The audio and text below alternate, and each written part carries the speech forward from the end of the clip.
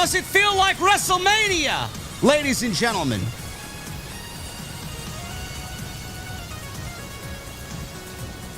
I don't know what last night was, but the majority of tonight's show certainly felt like a WrestleMania.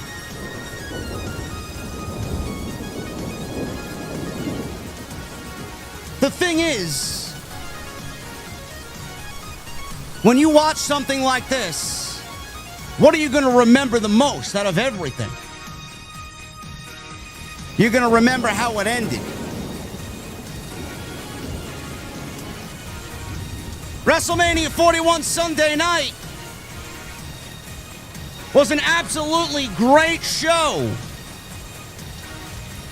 Spoiled by John Cena winning number 17. Not thanks to The Rock. Not thanks to Paul Heyman, Seth Rollins, Drew McIntyre, or any of the other fantasy scenarios that we talked about. But John Cena won number 17 because of Travis Scott. Ladies and gentlemen, I'm disappointed. I know you're disappointed.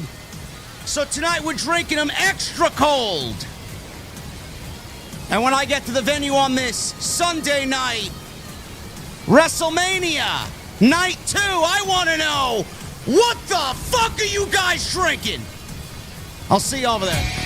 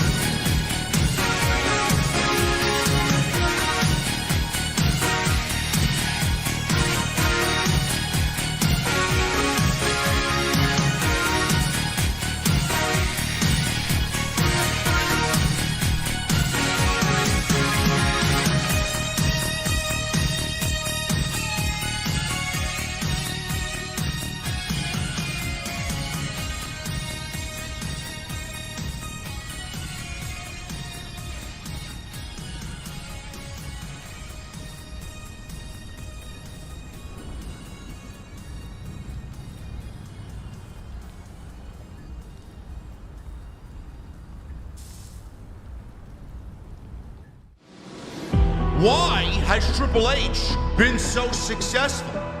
Why is Triple H running WWE better than Vince McMahon and Bruce Pritchard on Monday and Friday night? Long-term booking.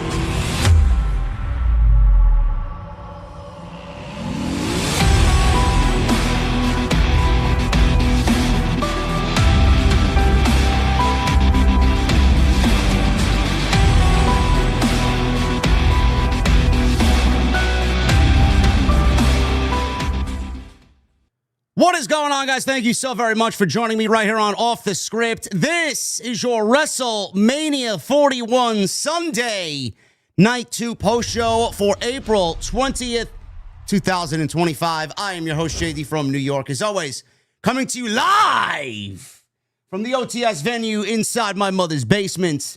Thank you guys so very much for joining me on this Sunday evening, wherever you may be. And first of all, before I even get into anything I need to say, this is for the collective of everybody that has already been in the chat and has donated tremendously before we even started the stream.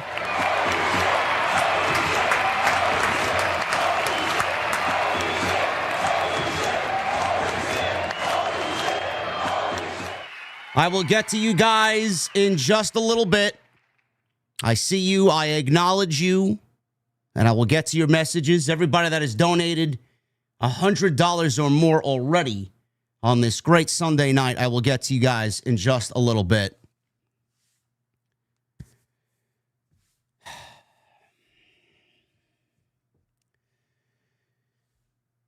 You know, man, I love pro wrestling. I do. You know, when it's good, it is one of the best forms, one of the greatest forms of entertainment that there possibly is anywhere. I was incredibly disappointed by night one. Incredibly disappointed. It did not feel like a WrestleMania to me. I know you guys felt the same way. The only thing that felt like a WrestleMania to me was CM Punk, Roman Reigns, and Seth Rollins. That's it. Excellent storytelling. Excellent way to go off the show. Excellent cliffhanger. That could have easily bled into night two, coming out of night one. We were excited. We were down, then we were at a high, and we were excited about tonight. Even on paper, night two looked better than night one. Night two got started with a tremendous, and I mean absolutely tremendous, opening match. The only thing that I could possibly even think of in the moment that was a better opening match at WrestleMania was at WrestleMania 10 between Bret the Hitman Hart and the King of Hearts, Owen Hart, to open WrestleMania 10 at Madison Square Garden. The only other match that I could possibly think of that opened WrestleMania that was even close to what these ladies did tonight. Those ladies probably had the second best opener to any WrestleMania in the history of 41 WrestleManias. So right then, right from the open, I knew night two was going to be a lot better. You just knew it. Energy was different. The vibe was different. It felt, it sounded like a different WrestleMania. Ladies killed it. Drew McIntyre and Damian Priest killed it. Dominik Mysterio winning the Intercontinental Championship. Killed it. Crowd popped huge for Dominik winning the Intercontinental Championship. Story coming out of that with the tension between the Judgment Day. Looking forward to that tomorrow night on the Raw after Mania. Becky Lynch came back. She teamed with Lyra Valkyria, won the tag team championships. And even that was a great moment. Great reaction for Becky Lynch coming back. Randy Orton and his open challenge was answered by TNA World Heavyweight Champion Joe Hendry. WrestleMania moment, no matter how you look at it. No matter how you look at it, it was a WrestleMania moment. AJ Styles and Logan Paul, they delivered. Energy was not as much as the rest of the show, but they delivered. The sounds, the vibrance, the aura, the entrances tonight, everything just worked. The flow of the show worked differently compared to night one. Did anything on this show rival the main event of last night's show? No. Punk, Rollins, and Reigns, absolutely no questions asked, not even close. Match of the weekend. Don't even want to hear it. There's not one match on this show that rivaled that main event last night. Last night was the true main event of this show. Over 2 nights. Tonight's show was fucking great. I don't care what anybody says. I don't care if you want to scream into the void while I give my opinion. WrestleMania Sunday, night 2 of 41, was a great fucking show. Top to bottom, it was a great fucking show. Period.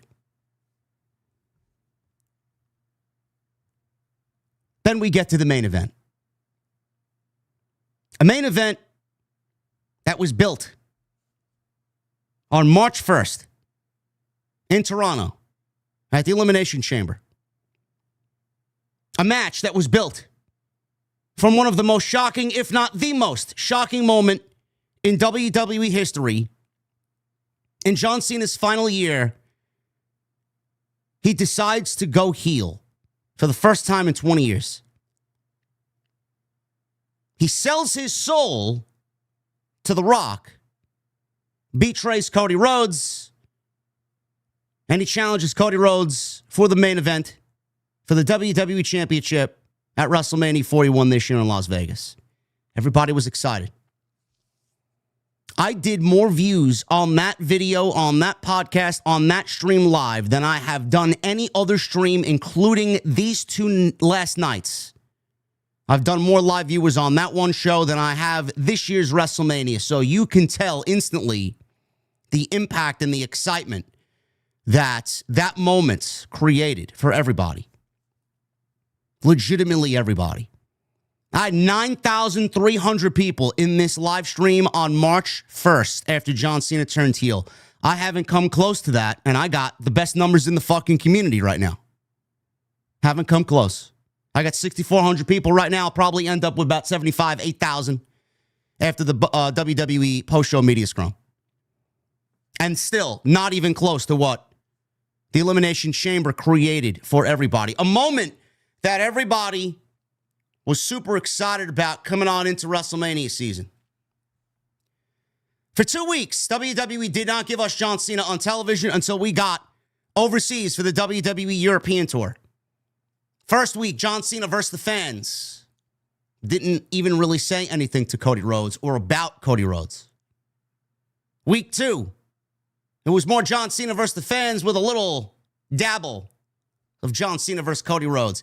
It was then in week 3, in the UK, on the last show before they come back to the States, it was finally John Cena versus Cody Rhodes, and we finally got the first face-to-face where they went exchange for exchange, blow for blow in a face-to-face promo. The one common denominator out of all these John Cena appearances is he never made one mention of why he sold his soul, if we can even call it that, why he sold his soul to The Rock at the Elimination Chamber on March 1st. We get to WrestleMania, and we get to the main event. John Cena, after everything that he told us, no new entrance, no new theme, no new attire, no new attitude, nothing. Same old John Cena. Jorts, you can't see me, 5 moves of doom, same haircut, everything. Everything is the same. He used this as a vehicle for his heel turn, telling us that we didn't appreciate John Cena when he was here for 20 years, and now that he's retiring and he's a heel, he's not giving back to the fans because they want it. You're getting the same old John Cena that you vehemently disrespected for 20 years. I don't give a fuck about any of you. That's the whole John Cena character. He doesn't care. He comes out tonight. You would think he would at least get a WrestleMania presence, a WrestleMania entrance on the level of a main event in his final year. Nothing. Guy came out as vanilla as anything I've ever seen. No fireworks, no pomp, no excitement, just John Cena. Cody Rhodes gets his entrance. We get the main event. Bell rings. I'm excited. I'm excited to see how they flesh this thing out, especially with John Cena's very limited wrestling ability at this stage of his career. And when we get to the climax of the match, I jump off my couch. I get to the edge of my couch, pick up my drink, take a sip. Referee goes down. And we're left disappointed. Because everything that we have talked about, everything that we have thought about, everything that we logically as a fan base probably booked better than the people who booked this show. You were left disappointed. Because not only up until that point did you get a very, very middle-of-the-road, downright bad main event because of John Cena's limited wrestling ability, but you didn't get The Rock, Seth Rollins, Paul Heyman, Drew McIntyre, You didn't get anything that even resembles John Cena selling his soul to The Rock. You got John Cena and Travis Scott. By the end of this thing, John Cena won number 17. And John Cena won number 17 because of Travis fucking Scott. A musician, an artist, who I am being completely honest with you, I have not heard one of his fucking songs. I don't even know what he does. Nor do I care. Yet he's out there holding a replica hardcore championship, and he's out there. Travis Scott is out there. That's funny. We didn't ask for Travis Scott to be out there. We all asked as a community for Travis Scott to get a receipt after what he did to Cody Rhodes at the Elimination Chamber, basically busting his eardrum and giving him a black eye. But we didn't want Travis Scott out there actually helping John Cena, the only one helping John Cena, win number 17 in his final year as a professional wrestler at his last WrestleMania. This message goes out to The Rock. I'm nothing here. I'm not. Rock is never going to hear this. I don't even think they care. I've been doing this shit for way too long, bro. I've been doing this for way too long. I know what's good. I know what's bad. Triple H's comments about, I wish people would just be fans and fuck the criticism. That doesn't really bother me because I'm going to continue doing what I do anyway. I laugh at it more so than I take offense to it. But looking back at his comments with Peter Rosenberg this week, and then we get what we get in the main event of WrestleMania 41 on night 2, how could he even look at himself after saying that bullshit live in front of the world to digest? How could you sit there and look at this ending and expect no one to be upset about it? Before I even say what I'm going to say, I know there are a few people that are probably thinking, well, John Cena wants to ruin pro wrestling. This just goes with what he already told you. Why are you complaining about it? No, it doesn't work that way. John Cena can ruin pro wrestling for everybody by being a heel. That doesn't need to come off in the most ridiculous, most incredulous, most underwhelming, most lame finish for WrestleMania that I've seen since WrestleMania 9. It's almost as if WWE was in competition with themselves because they were in Las Vegas. Let me put my tinfoil hat on. Let me talk conspiracy theories with you guys for a little bit. It's almost as if WWE tried to outdo themselves the last time they were in Vegas when Brett lost the title to Yoko and Brett points to Hulk Hogan to get into the ring and beat Yoko in 15 seconds for the fucking world title and be in a match he was never supposed to be a part of. How do we outdo that terrible creative decision? Travis Scott. WWE in Las Vegas, all they do is make terrible creative decisions. This message goes out to The Rock. If The Rock wants to be back, then The Rock should be back.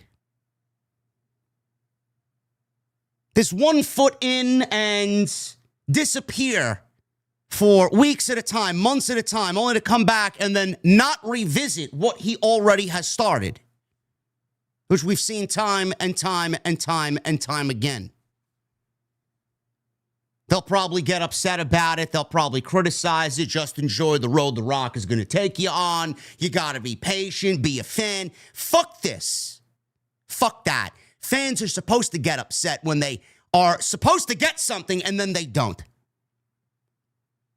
Go to a restaurant and order something off the fucking menu and then have the fucking waitress come out or the waiter come out and bring you something completely different than what you ordered. And then you complain about it. The head chef comes out and tells you, sorry, guy, go fuck yourself. That's all I had in the kitchen. I didn't tell you that we were out of what you ordered. I made you something on my own.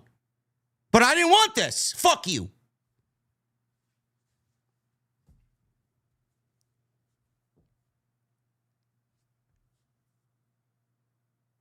This 1 foot in and 1 foot out type of bullshit with The Rock has got to come to an end.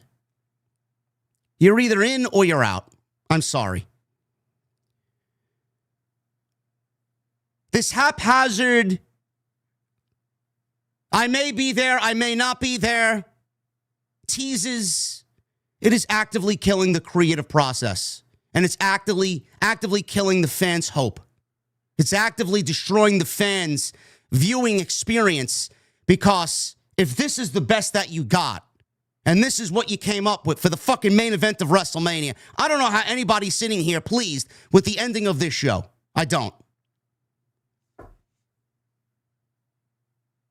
Everything revolved around, why did he sell his soul to The Rock? Why? From March 1st to April 20th, we haven't seen one Rock appearance. We haven't heard his name mentioned once. We haven't gotten any answer as to why John Cena sold his soul to The Rock.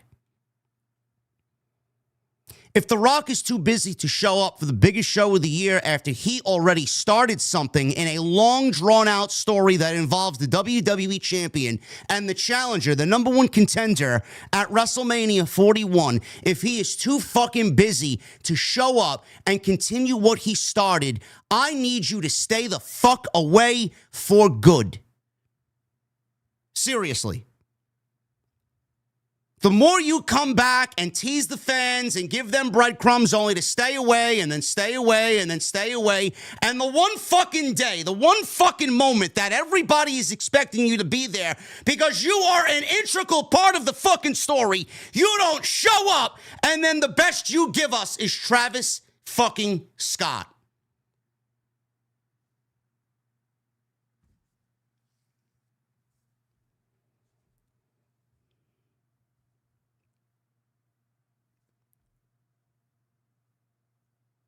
I know a lot of people are looking at me to blame Triple H, and I will blame Triple H.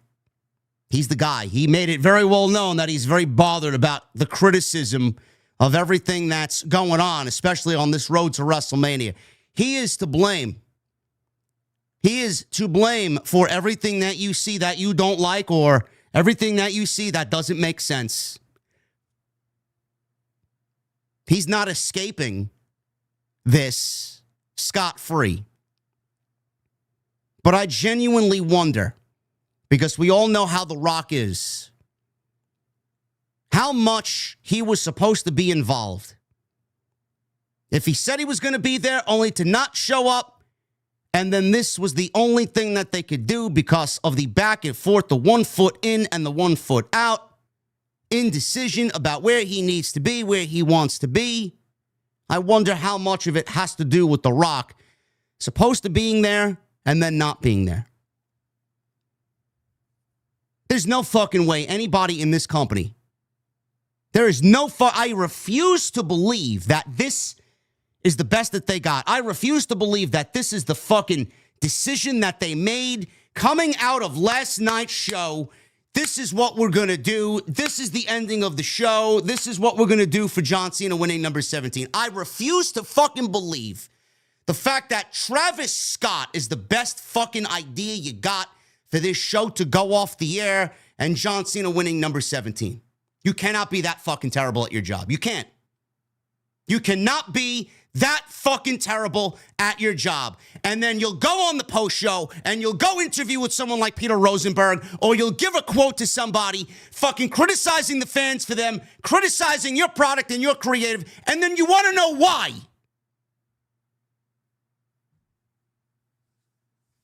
If The Rock is not going to be a part of this, and he's not going to grace us with our presence to answer the questions that we need fucking answers to, stay the fuck away. Stay away. Stay away. I don't want you on television if you are not going to be on television. You commit to one thing and stay committed to one thing. You don't commit to one thing, commit to this, commit to that, and then have your arms pulled in 5 fucking different directions.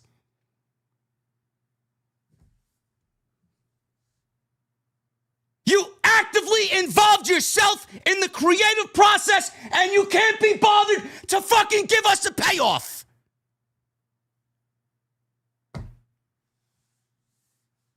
The one guy you're feuding with lost the title, not because of you.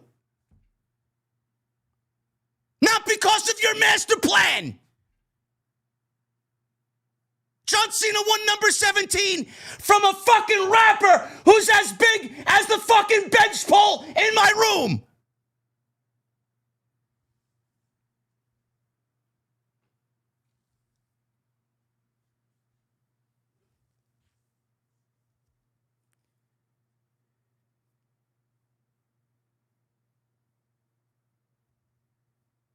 It's inconsiderate. It's disrespectful. And we talked about this on Week's End.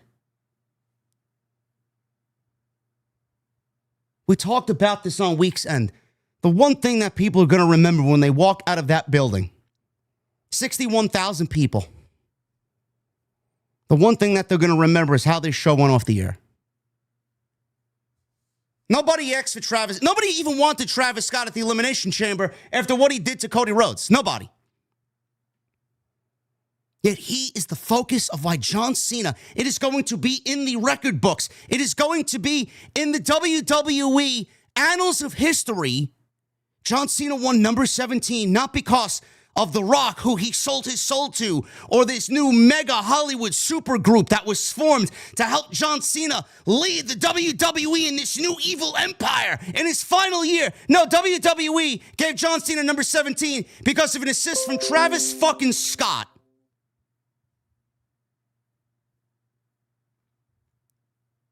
Everybody who booked this show, I'm sure they'll lay their head down tonight and fucking start counting their money because they sold out WrestleMania in Las Vegas, and it was the biggest gate in WWE history. While the fans are sitting here complaining that you gave us a shit ending to an otherwise very middle-of-the-road WrestleMania when you had one job to do, and that was make up for the disaster that you did on night one. And you didn't follow through on it. Of all the nights, the biggest piece to this storyline is not in the building. You cannot sit there and wonder why fans are asking, where is he? Why? The Rock cannot be this fucking stupid. He can't.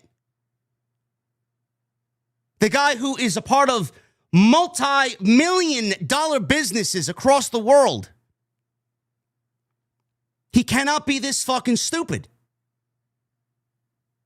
Does he think we don't need him? Does he think the fans are okay with this? Does he think the fans are happy about this?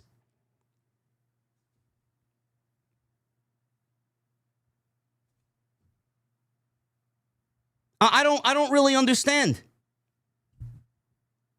I don't really understand this. It is mind-boggling to me how they dropped the ball on this.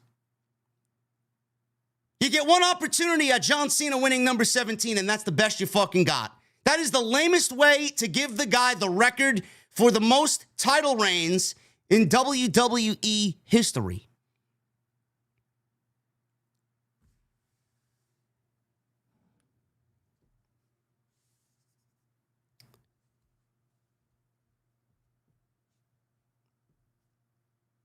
I don't know, man.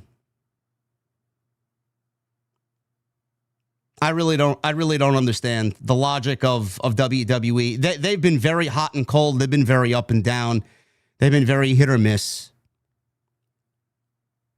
They've done some great things. They've done some not so great things, but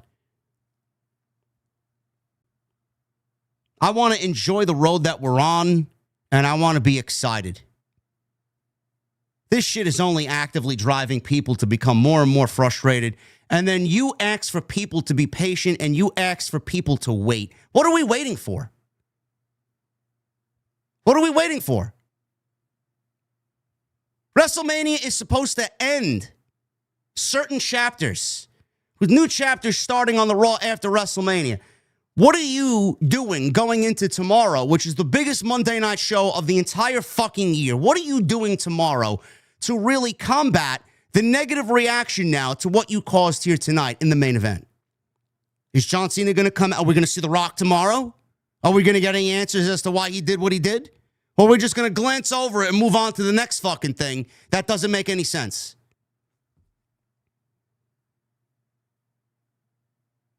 I said it once, I'm going to say it again. The Rock being involved is actively killing the fucking product. I don't know how much say, I don't know how much involvement he has. But if the creative team is waiting on him to be there or not, and they are dancing around ideas and conclusions and endings and finishes with the idea that he may or may not be there, he needs to remove himself from the overall creative process completely and let the creative team do what they got to do. Because under no circumstances do I fucking believe that Travis Scott was the best ending to a WrestleMania like this tonight. And granted, WrestleMania last year with the 40 and Cody finishing his story. WrestleMania 40, the anniversary of WrestleMania, 40 years. Cody finishing his story. We all got an incredible ending, and we were given something that we may never see in this lifetime ever again. So they were already really climbing up a mountain that really wasn't even possible to climb, just based off what we got last year. But the fact of the matter is this year, they didn't even try climbing the fucking mountain. They looked at how steep it was and looked how treacherous it was, and they said, you know what, we're not even going to attempt to climb what we climbed last year. As a fan, as a viewer, knowing that WWE basically did not even attempt or try to give us a great ending after they gave us one of the greatest, if not the greatest WrestleMania ending of all time last year, that as a fan is fucking disappointing. And you should have every fucking right to be disappointed and voice your opinion to them as you want. I went into this knowing the match wasn't going to be a fucking Bret and Austin classic at 13. I went into this knowing that John Cena is incredibly limited at what he can do in that ring. I mean, if you've seen John Cena wrestle the last few times he's actually been in the ring, he hasn't done anything memorable. John Cena is now number 17. Mr. Number 17. He's got 17 world championships. He's the WWE champion after beating Cody Rhodes. The show is going to be more fun with him as a heel champion. I'm not all that crazy about seeing him in the ring wrestling as a heel champion, but him as a heel champion, his heel presence as champion is going to make for a fun environment. But the road on how we got here was miserable. Nothing like it was last year. Nothing like it was going into 39. And then the road to the ending that we got tonight, again, miserable. It's as if WWE tried to outdo the last time they were in Las Vegas at WrestleMania 9. How could we make a terrible main event that could rival what we did at Caesar's Palace in 1993? It's disappointing. I don't know how you could look at this and feel anything but disappointment. The match itself, it didn't even matter. It was all about how they got the ending. The ending was fucking garbage. And by the ending being garbage, it's going to make everything else that we got before it, the lead up to the ending, no one is going to care, and it's going to be even more magnified because of how bad the ending was. Now people will go back and say, this was a terrible main event. This was awful. It was a bad match because the ending was bad. If the ending went off the way we needed it to, nobody would care about how we got to the ending. But now that you gave us an obviously terrible ending, the entire match is going to be fucking critically destroyed for years to come, and John Cena's last WrestleMania match will go down as one of the worst of all time. That's on you. That's on WWE.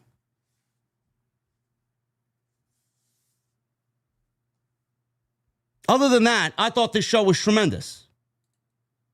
I thought this show was great. From the opening match to Randy Orton's mystery opponent, Becky Lynch coming out, which I wasn't all too thrilled about, Damian Priest and Drew McIntyre. We got a very, very good show. And we're going to try and break this thing down for you guys here tonight. And again, I apologize, man. You know, I want to be excited about it. I know you guys feel the same way. It's not a good look for WWE. And The Rock, he has to know that he is absolutely destroying the whole vibe of the creative process here. He is destroying and playing with fans' emotions to a point where they truly believe he's going to be there. And in most cases, he needs to be there. There is absolutely zero excuses as to why he did what he did on March 1st. And then this entire road to WrestleMania, including both nights of WrestleMania, proving Dave Meltzer right, by the way, he's not there.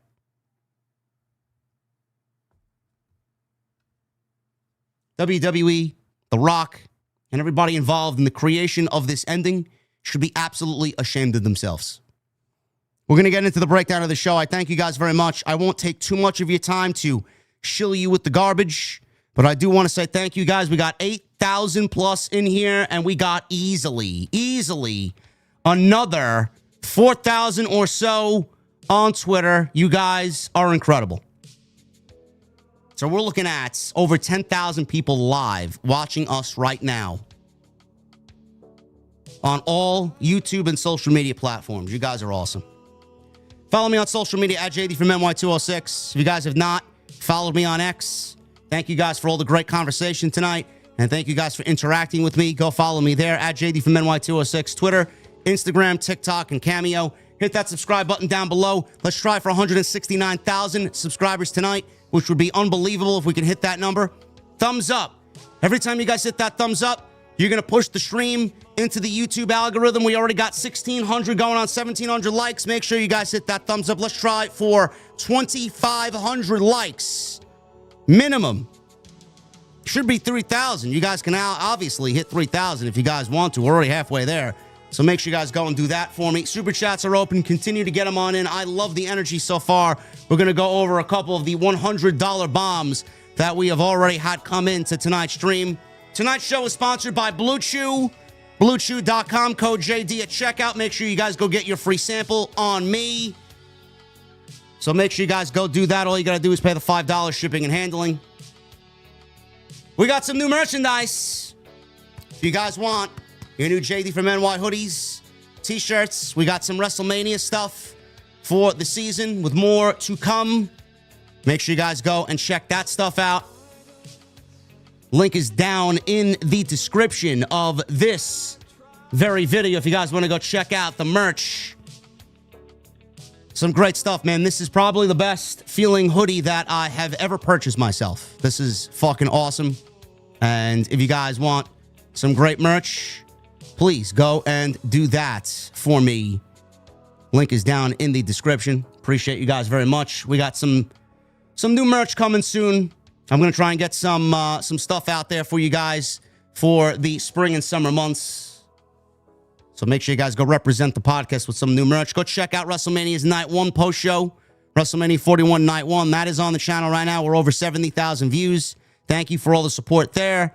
And as always, go check out the rest of the content on the channel. Everything you need is on the homepage. So we got this one and more to come, man. We got Monday Night Live, Tuesday Night Titans with the Solid Monster on Tuesday.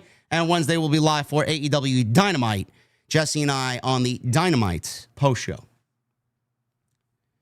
Let's get into this show. We start off with the ladies. IYO SKY. She entered first as champion. Triple threat match.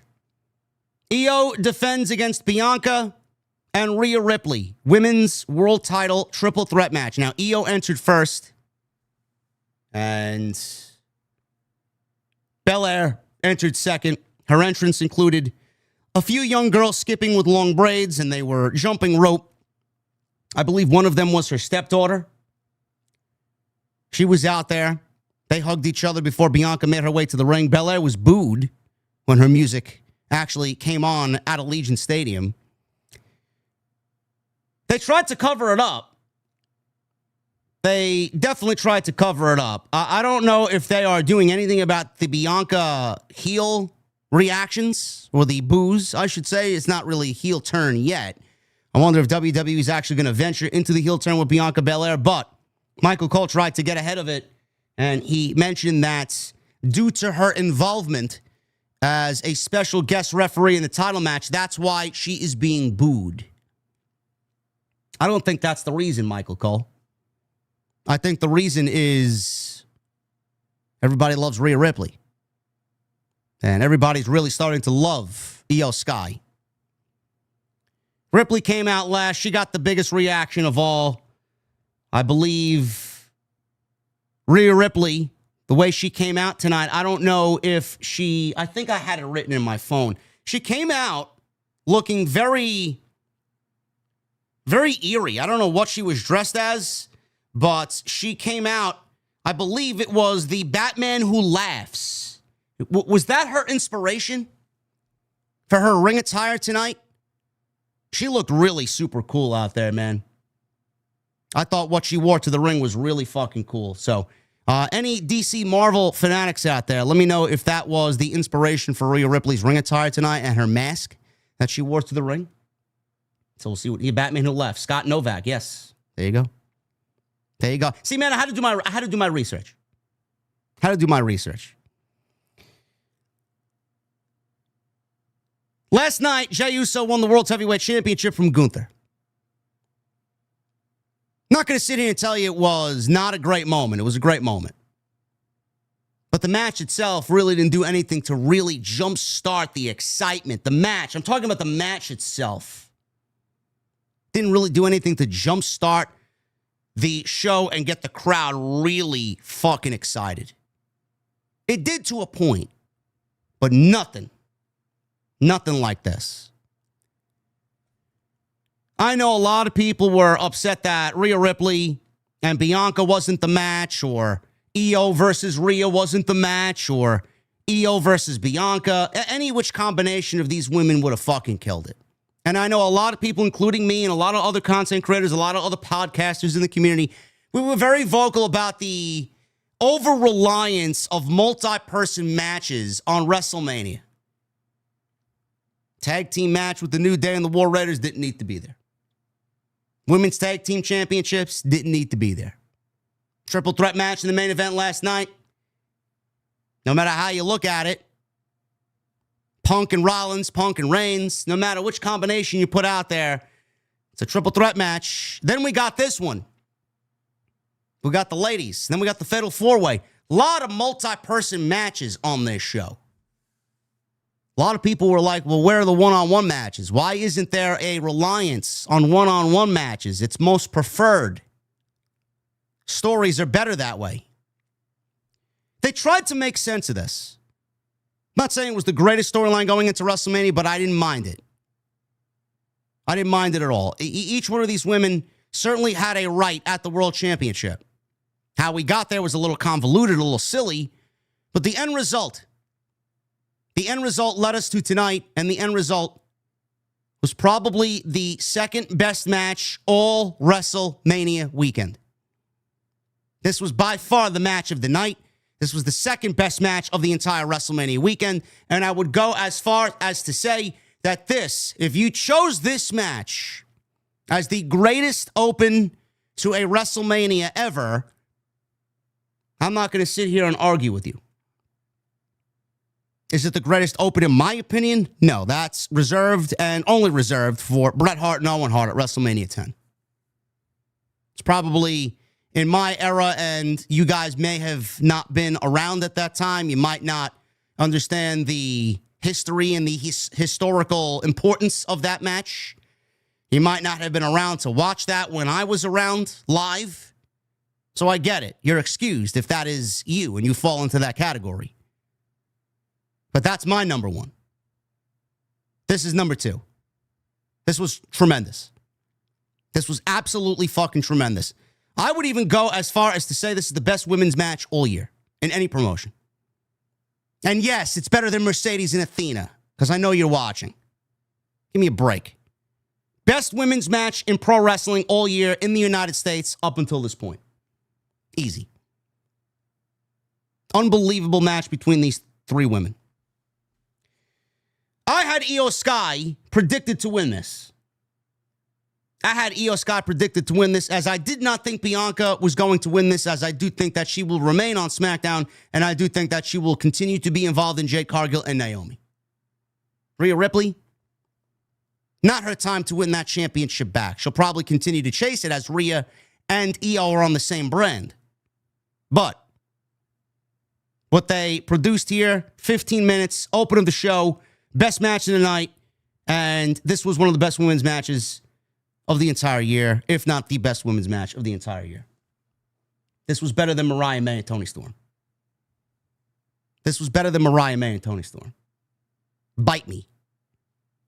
This didn't need glass and blood and fucking all the bells and whistles. They did this by actual storytelling in ring.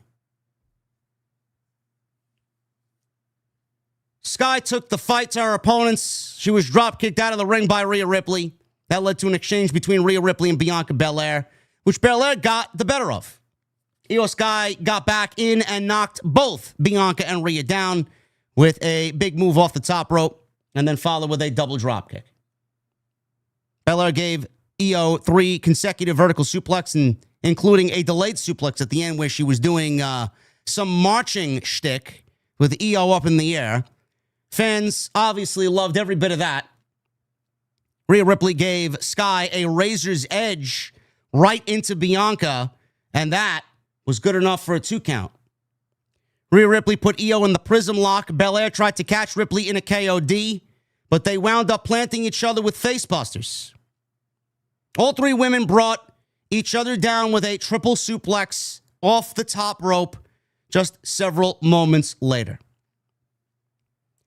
Rhea Ripley then booted Belair, and IYO hit Ripley with a springboard dropkick. Sky was doing her thing with the fans. Belair pounced her, and she landed incredibly hard across the ring, and she continued to get booed throughout the match. Belair gave Sky a 450 splash before Rhea Ripley hit Belair with a riptide and went for a cover on Belair and got only a 2 count. IYO went for a Meteora. Rhea Ripley kicked her in the head. IYO countered with an avalanche riptide, or countered an avalanche riptide, and went for a moonsault. But Rhea Ripley got her feet up. Now, this was one of the best spots of the entire night. Not only the match, but of the entire night. I loved it so much, I had to retweet it on social media after the match was over. IYO goes up and tries to do an over the moonsault. Rhea got her feet up and blocked the moonsault. So with Rhea propelling IYO with the counter off the moonsault, she propelled IYO right into Bianca, right into her. It was almost like fucking boom, boom, boom. Right into Bianca, who lifted her up and delivered a KOD. And Rhea, who blocked the initial moonsault, had to jump over and break up the count off the KOD. Fucking fantastic sequence. Crowd went fucking crazy. Belair started shoving Rhea Ripley's face, started taunting her. Rhea Ripley shoved her off the top rope just several moments later. IYO tried an avalanche poison rana. Rhea Ripley yanked her around and threw her into the steel post. Belair and Ripley had an exchange until Belair slipped out of a riptide and smacked Ripley with her braid right in the midsection, the exposed portion of her ring attire. Belair had Ripley pinned. IYO hits a moonsault to break up the cover and covered Belair for the 1, 2, 3. Crowd was incredibly into this. They popped big for IYO's win, not because they love IYO, but the way that we got to the conclusion of the match, it was fucking great. Everything about this was great. They went in with a story that was okay, that was a little convoluted, that didn't make sense here, didn't make sense there. It was a little bit of a different way about how we got to where we got at WrestleMania, but the end result was one of the best women's matches of the entire year, if not the best women's match of 2025 up until this point. This was a much better open than yesterday's with Jey Uso and Gunther. I'll even go out there and say this was more of a main event match than Cody and John Cena was honestly. Looking back at it, I know we can't change, and I know it was probably never going to main event night 2, but just seeing how it all played itself out and what we got with each match's body of work, this match was more of a main event match than John Cena and Cody Rhodes for the WWE title. Quote me. This was a tremendous piece of business. So right out of the gate, coming out in night 1, we got that great triple threat match with CM Punk, Seth Rollins, and Roman Reigns. Best match of the weekend. We continue the momentum with this. You could not have asked for a better opening to this show. So right out of the gate, night 2 is already better than night 1. Just by the energy, the feel, the look, the sound, everything working. This was a tremendous piece of business. All of these ladies should be proud. Bianca now goes back to SmackDown. She has no business on Raw.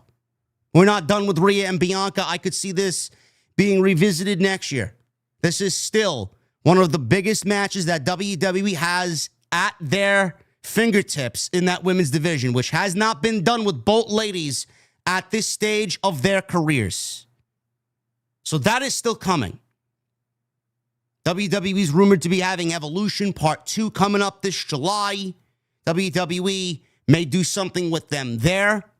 We have SummerSlam being 2 nights this year. They may do something there. We don't know if WWE is going to venture and do the King and Queen of the Rings on television this year to give a man and woman a shot at whichever championship they want at SummerSlam. We don't know what the plans are right now. We don't. We don't know if Rhea is going to be champion by the time we get to SummerSlam. Bianca could win Money in the Bank.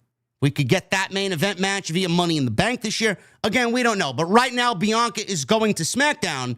And Bianca, I would assume, is going to be thrown back into the mix with Naomi and Jade Cargill. Which is fine. Because I don't think, A, business is wrapped up there. And I do think that if we are going to turn Bianca heel, that aligning herself back with Naomi and have her be the true mastermind of what happened with Jade Cargill would be a great way to really get that heel turn in motion. This was tremendous. Absolutely tremendous. If there's one thing you need to go back and watch on this show, start with this. Excellent, excellent, excellent open. IYO is still the champion. Very curious to see where they go tomorrow night on the Raw after Mania. You know, the one thing, and I'm always honest with you guys, the one thing that really kind of makes me cringe, because I genuinely don't care. I don't care to see them. I don't give a shit how they live their life. I don't care.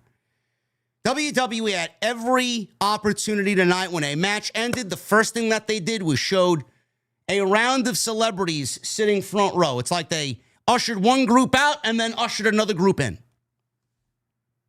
The constant revolving door of celebrities that they showed at WrestleMania this year was not only in abundance, but it was very cringy. I don't care who these people are. I don't care what they're a part of. I don't.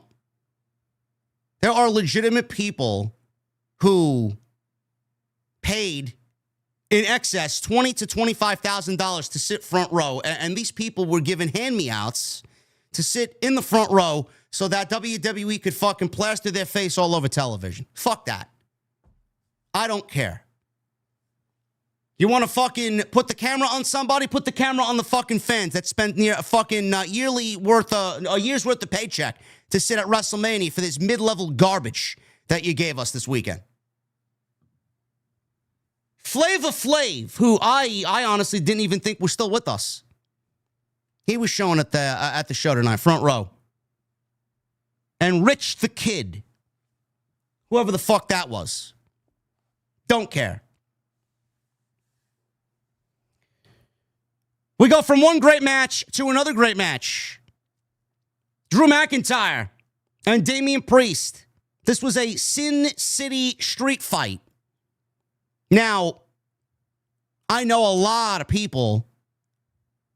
There was a lot of discourse on social media coming out of the Royal Rumble. There was a botch in the Royal Rumble that was, I believe, I don't know if it was Jey Uso and LA Knight or they planted the blame on LA Knight, but someone got in the way. I thought it was Logan Paul. Apparently it was LA Knight.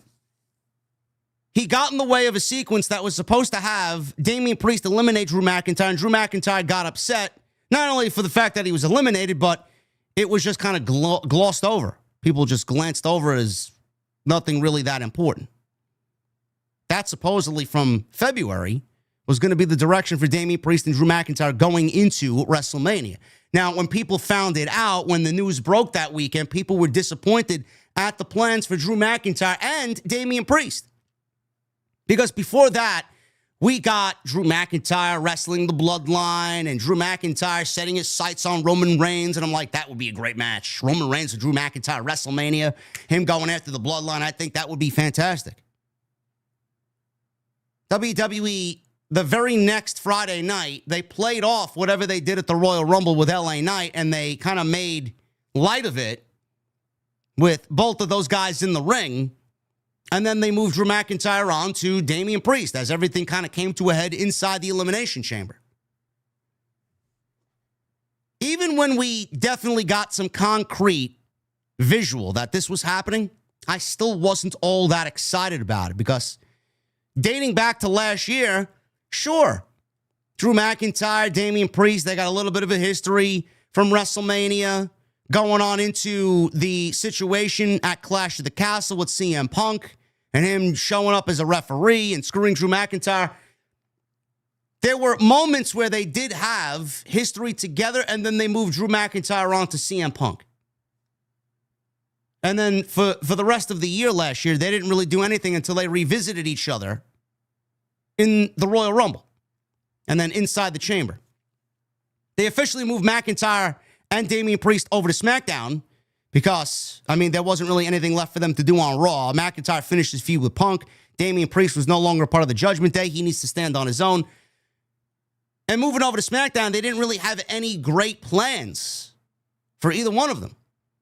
So the creative decision at WrestleMania for them was, let's pair them together because really there's nothing for either guy to do. So let's pair them together. They got a little bit of a history. We'll work off that. It's lazy. It's low effort, if you want me to be brutally honest with you. The more we got this on television, I wasn't excited. And then they kind of picked up the pace. They added a stipulation, a Sin City street fight. McIntyre gets slammed on real glass. He's wearing an eye patch for a couple of weeks. We got some great vignettes and some great promos. They sold me. They sold me. They sold me on the Sin City street fight. They went 14 minutes. And for the last 3 weeks, I've been saying, don't doubt Drew McIntyre. Don't doubt Damian Priest. Don't. And clearly, I was corrected in that assessment because this match slapped. This match was fucking great. I love this. The intensity of it, McIntyre being a troll, the entrances, everything was great here. I don't know if they move on from this. Hopefully they do. Maybe Damian Priest moves on and wrestles for the United States Championship now. Who knows? Drew McIntyre, I could see him. I don't know. Is John Cena going to officially move to SmackDown now? Maybe Drew McIntyre feuds with Cody Rhodes now that he doesn't have the WWE Championship. I don't know. It's going to be interesting to see where they definitely take each guy now that they're coming out of WrestleMania. Drew McIntyre came out and he had a little bit of a special entrance here. This match was sponsored by the new Doom game, Dark Ages. I will be pre-ordering it, by the way. I'm a big Doom kid. Doom was one of my favorite games growing up, the original Doom. So I will be purchasing this game, and this game looks extra awesome because it's medieval. The Doom guy, the Doom Slayer, is now going medieval. So Drew McIntyre obviously came out dressed as a Doom Slayer. Gotta love it. He comes on out, and Damian Priest comes on out. We heard rumblings that WWE was going to bring in Slayer to play Damian Priest to the ring. I don't want to sit here and tell you I was disappointed with the entrance because the entrance was fucking great. I would have much preferred the entire band there to play South of Heaven. Maybe the whole band wasn't available. I don't know what the fuck they're doing. But WWE definitely got some of Slayer because Kerry King, the lead guitarist of Slayer, played Damian Priest to the ring, and they played his theme music, or he played Damian's theme music. And there was just something really fucking cool, especially being a metalhead, especially me loving heavy metal, to see Damian Priest walk through fire and Kerry King is just on stage with him playing his theme music. Just something really fucking great about that. So metalheads, stand up. Metalheads, throw your horns in the air, man. Unite. We got a W tonight, even if you're a Slayer fan or not. Great entrance by Damian Priest. He probably had my favorite entrance of the night, for sure. This went 14 minutes. They fought around ringside. McIntyre got the better of it repeatedly after hitting Priest with steel steps. This was one of the best parts of the entire night and really popped the crowd. McIntyre went over to somebody in the front row who I think they mentioned, chat, correct me if I'm wrong, this being Drew McIntyre's brother sitting front row. So McIntyre took his brother's cell phone, and after hitting Priest with the steel steps, he took a selfie of himself with his brother's phone and posted the picture on social media and captioned it by saying, "Another night bored at work." Gotta love it. Gotta love it. Shout out to Ross in the chat, kicking it with Ross. Ross, I complained about it in the beginning, brother. What the fuck was that ending, man? I don't know what that ending was. Why don't we talk to Dwayne? It's all Dwayne's fault. If Dwayne didn't show up and get our hopes up, none of this would be a fucking problem. Dwayne. You know, I'm going to stop using Papa Tui shampoo if Dwayne is going to continue to act like this asshole and not show up on television.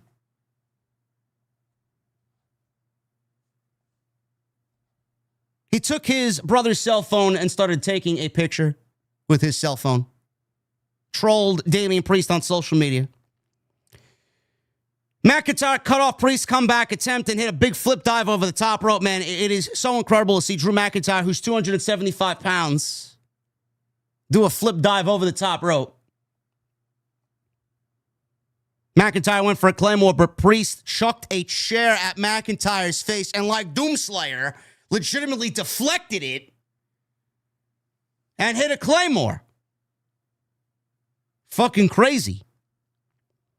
McIntyre takes that chair, he wrapped it around Priest's head and went for another Claymore, but Priest managed to grab him with one arm and hit a chokeslam. The chair was still wrapped around Priest's neck, and this wasn't a full-on South of Heaven chokeslam. It was just like an Undertaker-like chokeslam. He didn't get the full South part of the chokeslam. I guess it would be the full heaven. South of Heaven. That was a pretty cool spot. Priest hit McIntyre with the chair until McIntyre hit a spine buster in a small comeback. Priest avoided an avalanche white noise, which I thought he was trying to put Priest, McIntyre was, through the table that was set up in the ring. There were tables set up on the outside, I forgot to mention. Tables set up on the outside, two of them next to each other, side by side, and one in the ring. So this spot where he tried to do a white noise, I thought he was going to try and do it through the table. Now, the table was too far away, but then we knew why the table was so far away, because Damian Priest avoided this avalanche, coming off the top rope, countering the avalanche white noise, gets McIntyre in a razor's edge, and puts McIntyre through the table with the razor's edge. McIntyre followed a future shock DDT on the steel steps, which looked fucking brutal. McIntyre loves injuring himself with these high-risk maneuvers. That took more out of Drew than it did Damian. So he got the future shock DDT on the steel steps. Priest got the better of a strike exchange after dropping McIntyre with a clothesline. Priest then goes up to the top rope. He does the Undertaker rope walk spot. McIntyre shoved him off the ropes. And remember those two tables that were on the outside? Damian Priest goes through the two tables that were set up side by side. That was a great spot. McIntyre placed Priest's head against the chair that was wedged in between the ropes. He delivered a Claymore right to the chair, right to Priest's face. I even said to myself, that's got to be it. There's no way he's kicking out of that. 1, 2, 3, and Drew McIntyre gets a much needed victory at WrestleMania over Damian Priest. Hopefully this is wrapped up. We don't need to see this anymore. I could see this definitely being backlash, but Drew wins, and it's much needed. Drew needed this more than Priest did. So I have no problem with the outcome. McIntyre won over Priest, and I thought this was excellent. For what this was, I thought this was very good. And at this point, we were 2 for 2 on night 2 of WrestleMania Sunday. So we're already better than night 1, just by the first 2 matches this evening on Sunday night. More celebrities. We get the next round of celebrities ushered on into the front row. We got Daniel Cormier, Jamar Gibbs, and Tony Hinchcliffe, who at this point in time, I believe, is doing a WrestleMania roast at the Fontainebleau, which I don't think really sold all that well. I think they had less than 2,500 tickets for that. Maybe that's good. I don't know where they're actually holding this and how big the venue is, but the roast of WrestleMania, non-televised, is happening right now in Las Vegas. Fatal 4-Way. Dominik Mysterio, Finn Balor, Penta, and Bron Breakker for the WWE Intercontinental Championship. I was looking forward to this, but not as much as a lot of what else happened on this show. I know the Intercontinental Championship has kind of been on the back burner, especially in 2025. Bron Breakker's kind of been meddling with the Intercontinental Championship. It went from Bron Breakker to Sami Zayn, back to Bron Breakker. He hasn't really done much with it. Jey Uso was in that discussion as well. Bron Breakker hasn't really done much with it. And I feel like WWE did not really give Bron Breakker a fruitful reign as Intercontinental Champion. The only saving grace for this is that Bron Breakker was in this match with 3 really entertaining performers. Penta, who made his debut on January 16th with WWE, coming over from Guantanamo Bay over on AEW, where he was iced and kept captive from national television because Tony is a petty bitch. We got Penta, who debuted on January 16th against Chad Gable, and lo and behold, in the most simplest way possible, he won matches. He won matches on national television. This is why he was the #1 contender for the Intercontinental Championship before anybody else, and he called his own shot. Then we get Finn Balor. Finn Balor pinned Penta in a tag team match. It was Penta and Bron Breakker against Finn Balor and Dominik Mysterio. Balor pinned Penta. So if you're pinning the de facto #1 contender, I guess that makes you just as good as the #1 contender.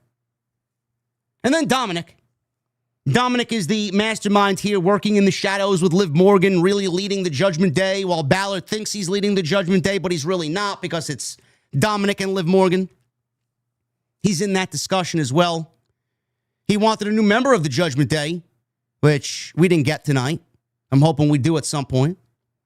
He wanted Penta in the Judgment Day, which led to Dominik and Finn Balor having some tension because Dominik wanted the #1 contender to the Intercontinental Championship in the Judgment Day, and Balor wanted that title.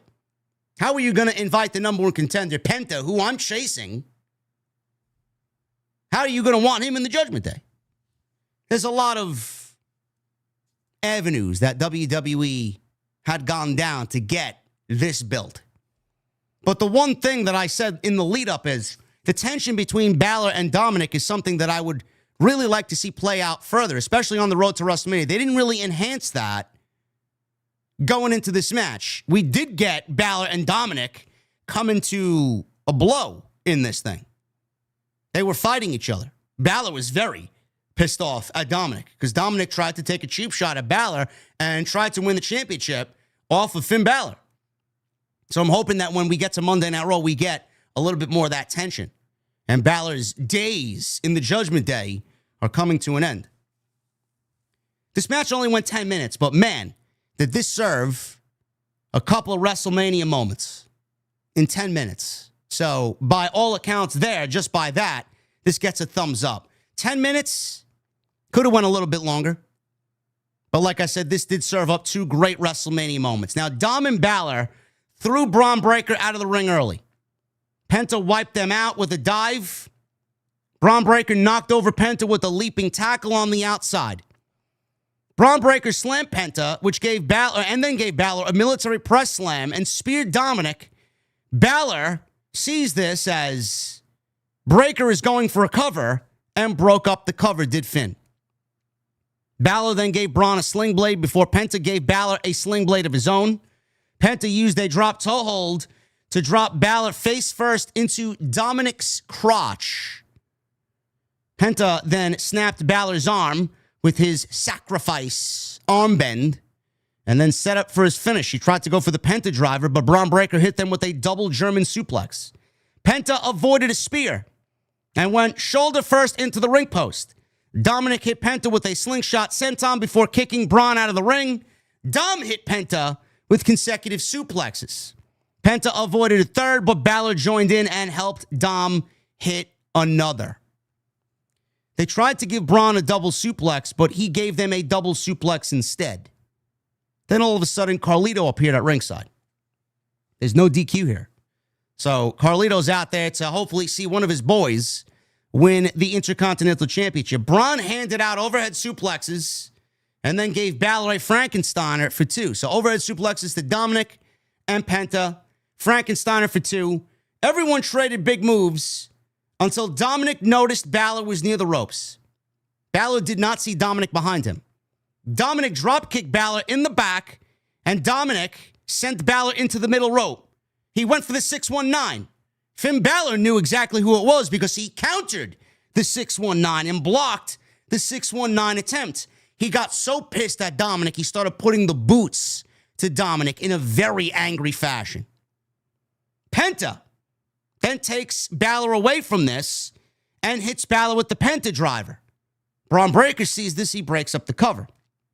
Bron and Penta go at it. They have a strike exchange, and that seemed to be leading to a big spear, but Carlito dropped the rope as Bron was running the ropes, and Bron fell out of the ring. Dominik tries to take advantage. He gets a schoolboy cover on Penta, and Penta kicks out at it too. Penta came back with a Mexican destroyer, Canadian destroyer, whichever you want to call it.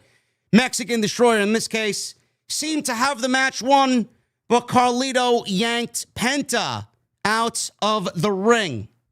Carlito then set Penta up on the American announce table.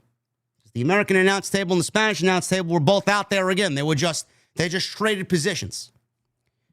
So right in front of the American announce team, Carlito sets Penta up on the announce table. Bron Breakker, this is where the first moment in this match comes in, the first WrestleMania moment. Bron sees this, and he's got this thing with fucking fatalities on Carlito.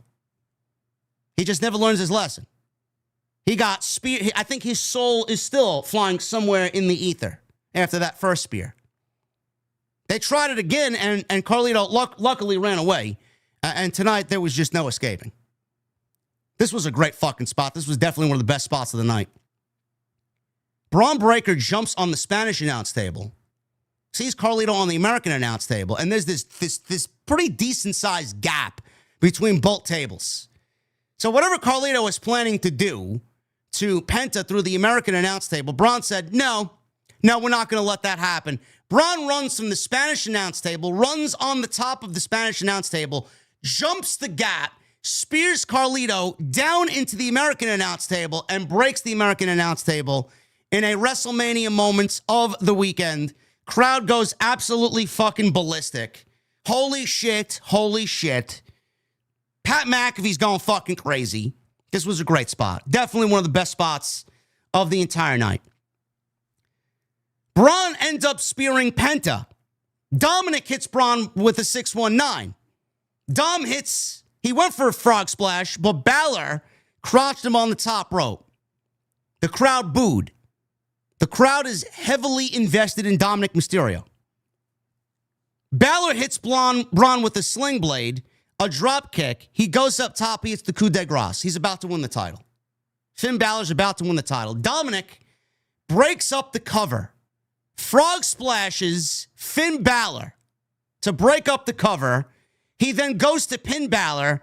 1, 2, 3, and Dominik Mysterio pins Finn Balor and wins the WWE Intercontinental Championship. When I tell you the crowd went fucking crazy for Dominik winning. And the beauty about this is WWE has not changed a single fucking thing about Dominik Mysterio, Liv Morgan, and the Judgment Day. Dominik Mysterio won the Intercontinental Championship in a match that features a fan favorite in Penta, a fan favorite in Bron Breakker, and Finn Balor. And he got the biggest reaction out of everybody in this match after he won the championship. They haven't changed his character. They haven't deviated away from how he acts. They haven't deviated away from his presentation. The crowd exploded for Dominik Mysterio winning the title. That is one of the best things about professional wrestling, bar none. When you can watch Dominik from where he started to where he is now, see every single week with Dominik on television, him growing and him maturing and him integrated into the storyline with Liv Morgan and Rhea Ripley, and see how he has become as a performer, to see him now potentially leading the Judgment Day and now leading the group as Intercontinental Champion, to get that type of respect and admiration from the audience and that reaction at WrestleMania. It's one of the best things about being a fan, watching the product, is seeing someone like Dominik grow and mature into the spot that he has right now. One of my favorite moments of the entire night. And you know what? Some people out there might not think that this is the right creative move. This is absolutely the right creative move. Dominik winning was the right move. Finn Balor and Dominik are going to come to a blows. Balor wants that title. He feels like Dominik took that away from him. Balor feels like he's the leader. So Balor is going to demand a championship match because he's the leader. He's not going to last in the Judgment Day all that long, and will probably end up Balor getting replaced in the Judgment Day with a possible new member, whoever that is. Penta, he just got here. He's going to hold many championships in this company, but right now it may be too soon for Penta to hold championship gold. He will be fine. He did not take the pinfall. WWE has done a great job of protecting him. Him losing this match does nothing to Penta. Bron Breakker, he wasn't pinned either. WWE went about this in a very good way. The ending was kind of similar to the opening match with Rhea, IYO, and Bianca, but Bron Breakker was not pinned either. He lost the championship, but you could pin anybody and lose this championship in this match. That's the beauty of a fatal four-way. You don't actually have to be pinned. Bron Breakker is going to be moved on to bigger and better things. Bron Breakker and the Intercontinental Championship served as an appetizer for him so that they could move him up, get his reaction bigger, his spotlight brighter before they really unveil their true plans for Bron Breakker. Is it going to happen this year? Probably not. But as soon as we start going into next year's Royal Rumble, next year's WrestleMania, and we get into 2026, you're going to start to see and hear Bron Breakker's name revolving around the WWE World Heavyweight Championship. That's the reason why they brought him up to the main roster. He's got world champion written all over him. He is a future piece of the WWE puzzle. The next thing that Bron Breakker is going to do this year is going to retire Bill Goldberg, whether that's in Saudi at the next show or at SummerSlam in New York City, New Jersey, MetLife. Those are the next big things for Bron Breakker. Bron Breakker could ultimately win Money in the Bank, too. I don't want to take that away from him. WWE could give him Money in the Bank. He's primed and ready for something like that to happen. So the plan is here. Dominik champion, Balor and Dominik feud, get Balor out of the Judgment Day, replace Balor with new member. Penta continues to win matches. He's not going to go away. He wants that title. He's already called his shot for it, so I'm assuming he's going to wrestle for that championship at some point. And then Bron Breakker is going to move on to Goldberg and whatever else is next for him, possibly Money in the Bank.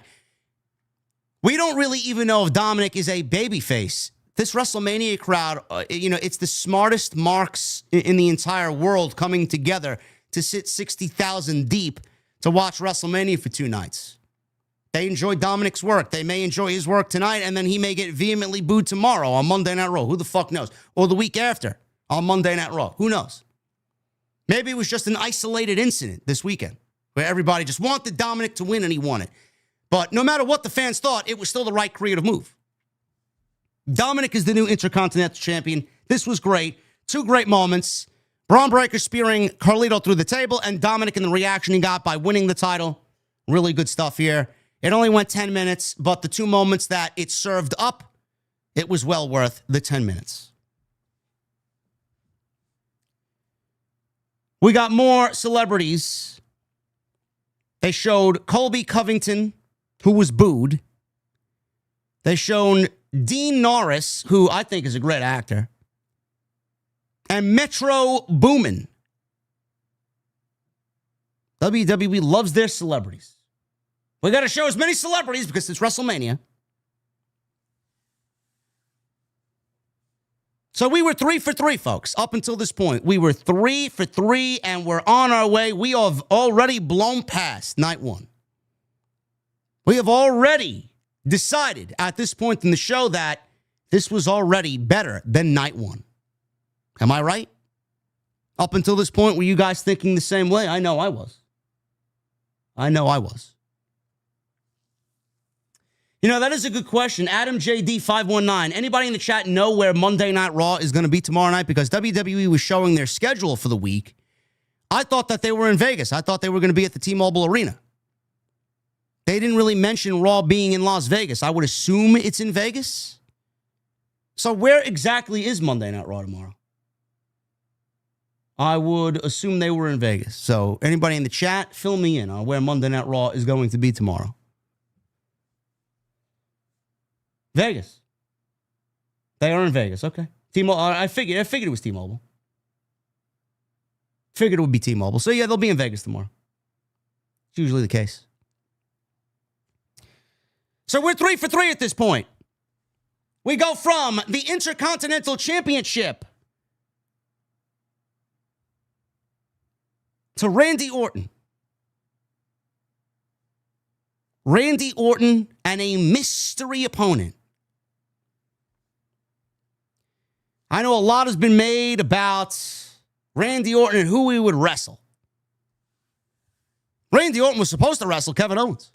He was supposed to wrestle Kevin Owens. That didn't happen because, sadly, Kevin Owens had to be pulled. Real life situation occurred. Randy Orton and Kevin Owens couldn't happen because Kevin Owens had a real life neck injury and required surgery. I don't think he's gotten the surgery yet, but he was in no medical condition to actually wrestle at WrestleMania. And WWE, they put a lot into this.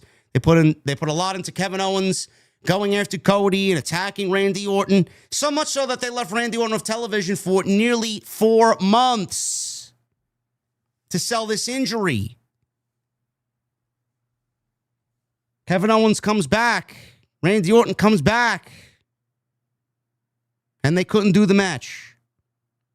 The last time we saw Kevin Owens wrestle was at the Elimination Chamber against Sami Zayn. He didn't even get injured in that match. He got injured in January.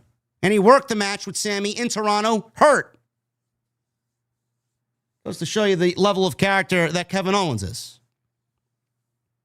This left Randy Orton without an opponent. Nick Aldis. He was the first one to give Randy Orton the bad news.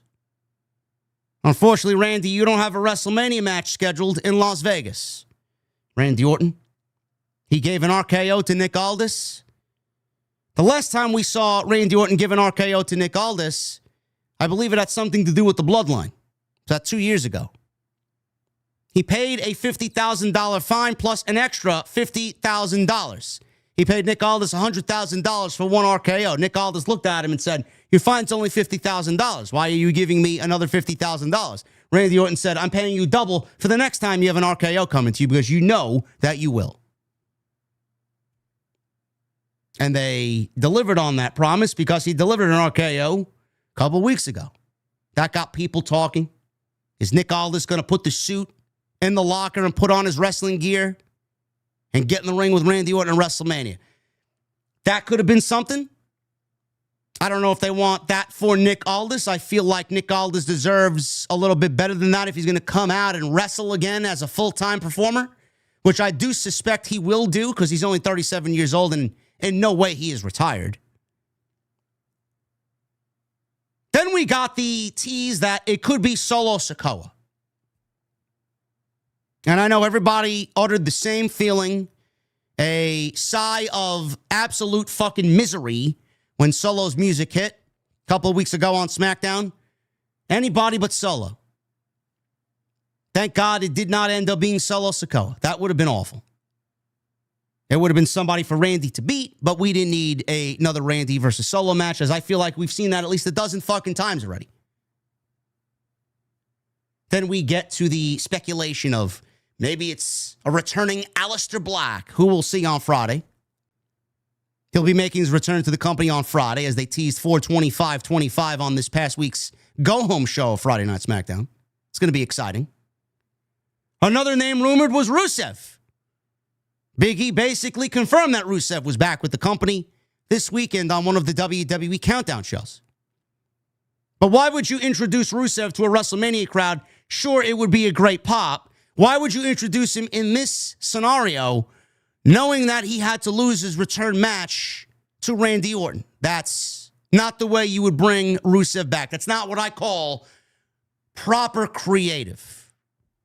Sure, he gets a big pop, he gets a WrestleMania match, but you theoretically need someone to go in there and have Randy basically beat in easy fashion. So that's basically what people were wanting to see, and I didn't think that was the right move. Another name brought to the fantasy realm was Sami Zayn. Now, Sami Zayn was actually in Vegas. I don't know what that would have done for Sami, but I don't know if that would have been a good idea either. You don't want to bring Sami back in that way because I feel like when Sami comes back, he's going to be integrated in something pretty decent. You don't want to get him started off on the right foot. And Sami's better than that. So no Rusev, no Sami, no Aleister Black. Another name that people were talking about was potentially Matt Cardona, the husband of Chelsea Green. He's in Vegas. He's doing his thing. He's working. He's at WrestleCon. That would have been a great surprise. Come on in. Get beat in 10 minutes. RKO. People pop. He makes his return. Hopefully gets a contract. And we move on. That didn't happen either. That would have been fucking cool to see. Another name, Matt Riddle. He was in town. Former partner of Randy Orton. RK Bro. Could have worked out. They didn't want to use him. I heard Jeff Hardy's name being thrown around. WWE ultimately went with none of these names. None of these names. The name that they did go with is a name from TNA. A name from TNA that got his star so bright simply based off of his musical ability. A star so bright based off of his theme music. The TNA World Heavyweight Champion. I believe, you believe in Joe Hendry. Randy Orton's open challenge was answered by Joe Hendry of TNA Wrestling, the TNA World Heavyweight Champion. He got a big pop. People were waving their hands in the air and they were singing his theme song. This was a great moment. This was a great moment. Fans acknowledged him. They knew who he was. The announcers acknowledged him as the TNA World Heavyweight Champion. I was actually surprised by this. I didn't think that they would go and get someone like Joe Hendry. Randy Orton needed someone to beat. So when Randy Orton beat Joe Hendry in 3 minutes, the online discourse for some unintelligent geeks on Twitter quickly became, well, why did they use Joe Hendry? He's the TNA World Champion, but he got buried by Randy Orton. They couldn't have picked somebody else to go in there and lose. It had to be TNA's World Champion. Thank God some of these people aren't running a business, because their business would have flopped. I'll get to that in a second. They wrestled a very simple match. Hendry got some offense. Orton went for an RKO right away. Hendry fought him off and hit a neck breaker. He stomped on the mat, and he was doing one of his signature moves. He grabbed Orton by the neck. He was going for his finish. But Orton looked confused. He poked him in the eye. Orton draped him over the ropes and hit his signature DDT. He set up for an RKO. Hendry blocked it again, and Hendry hit his signature fallaway slam and kipped up. He then had his back turned. He did his signature pose, and the camera zoomed in on him. And Randy Orton, all of a sudden, out of nowhere, flew out of frame as Joe Hendry was posing to nail a perfect RKO. 1, 2, 3, and Randy Orton makes quick work of the TNA World Heavyweight Champion in what will now be a viral meme for the rest of eternity. So Joe Hendry gets his WrestleMania moment. Randy Orton gets his WrestleMania match and a WrestleMania moment and a new RKO meme that will live on in eternity. And we are now moving on to hopefully Randy Orton looking at what they did to Cody Rhodes and challenging John Cena for the WWE Championship at Backlash in St. Louis. Hendry, after the RKO, Orton helped him up. He allowed the fans to give him one last encore of applause. He raised his arms to the crowd, and he dropped him with another RKO, and Orton then mocked to do the same pose that Joe Hendry does, turned around and did his pose, his RKO pose, as the camera kind of zoomed in on him like it usually does for Joe Hendry. A lot of people were asking, couldn't they have chosen anybody else? Why did they need to choose the TNA World Champion? Let me tell you guys something. I would be the first person to complain about a brand's world champion and how they are disrespected in any which way that I would find to be disrespectful. This is not like Vince McMahon calling up Karrion Kross from his own developmental system as NXT champion and having Karrion Kross lose to Jeff Hardy in 90 seconds on his debut night on Monday Night Raw. It is not the same thing. TNA gets anywhere between 75,000 and 100,000 people a week to watch Impact on Thursday night TV on Access TV. I don't know what they're doing TV ratings-wise. They're not with a major network. I don't know how many people get Access TV. I don't know how many of these people even give a shit about TNA. Everybody's complaining about Joe Hendry being buried. I doubt you even watch a single fucking week of Impact TV. Fake outrage. Joe Hendry was axed out of everybody else. Joe Hendry was acknowledged by everybody in the WWE over everybody else to go out there on the biggest pro wrestling show in the industry all year to wrestle a 3-minute match, get himself over in front of 63,000 people, according to WWE, to wrestle in front of 63,000 people in front of 26 different countries streaming the fucking show in front of multi-millions of people across the globe to wrestle Randy motherfucking Orton at WrestleMania. And you got people telling me that Joe Hendry, who's the TNA champion, asked to be in this spotlight to fill in for one fucking match, is buried. Thank God these people are not running a business, and if you are, you're probably running it straight into the fucking grave.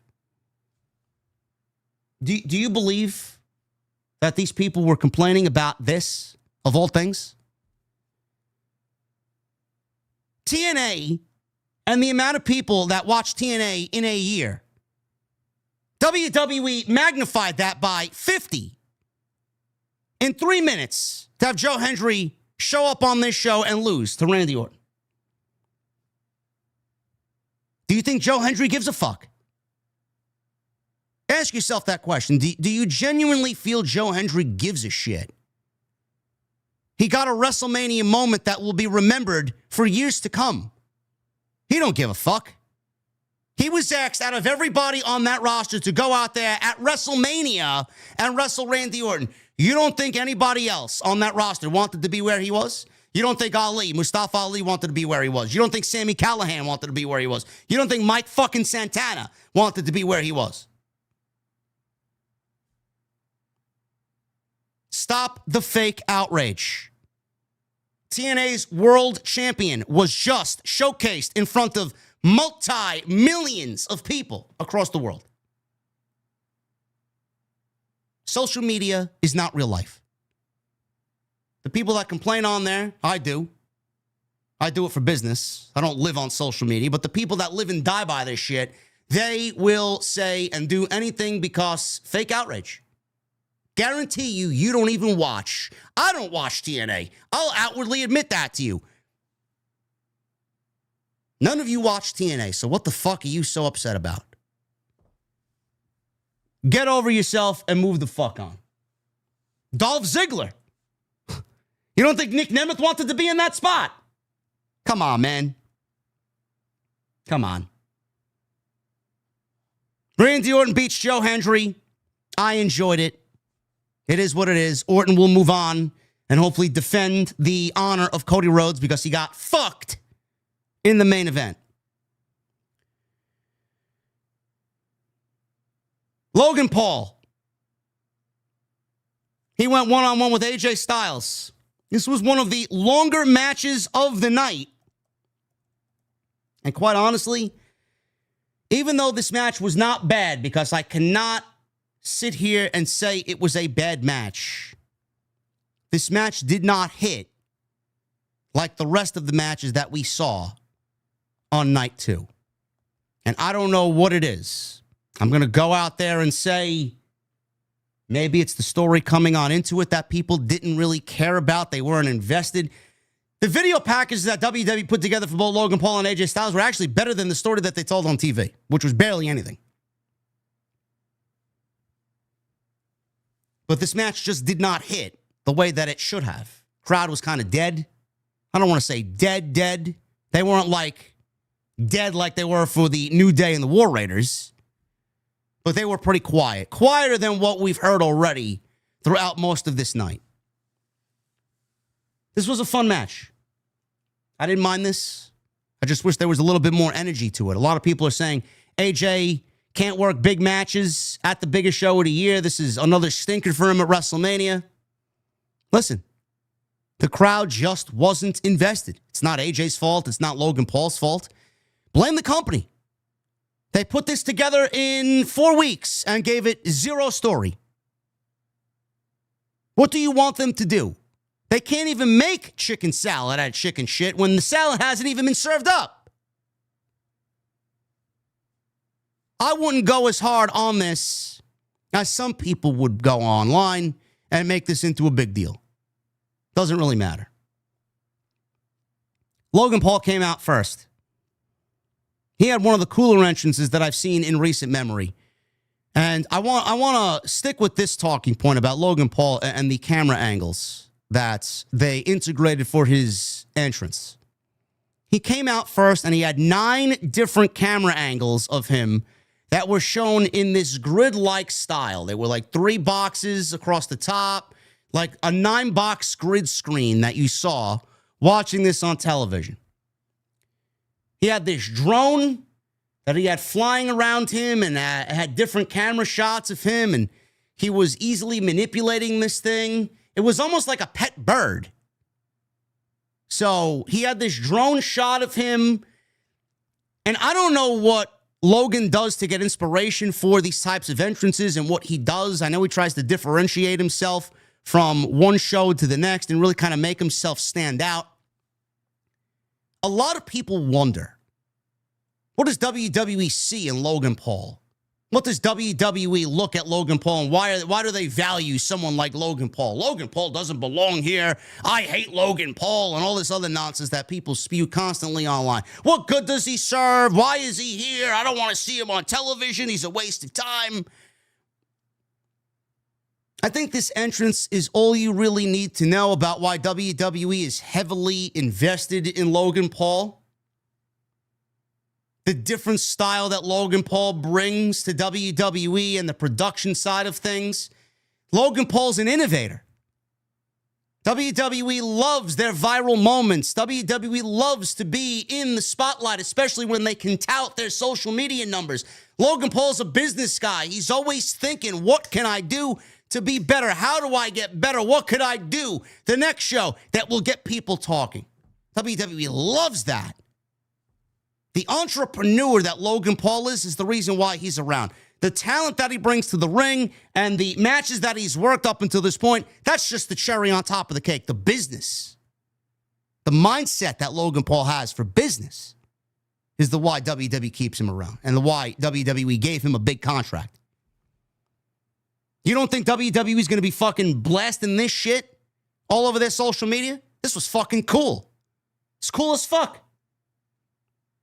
You don't think WWE's looking to integrate something like this into their show? They're looking for new ways to innovate. WWE loves to be the first at everything. This was a step in that direction. Logan Paul had one of the coolest entrances of WrestleMania this season. AJ Styles came out first. He didn't really get any special entrance. Very straightforward for the phenomenal AJ Styles. I love that Wade Barrett said that Logan Paul feeds off the negative energy. It's a great line. He feeds off the negative energy and he uses that to fuel himself.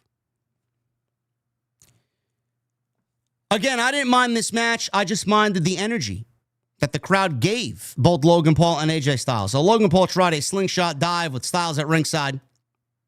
Styles caught him in the ring skirt and started punching away at him.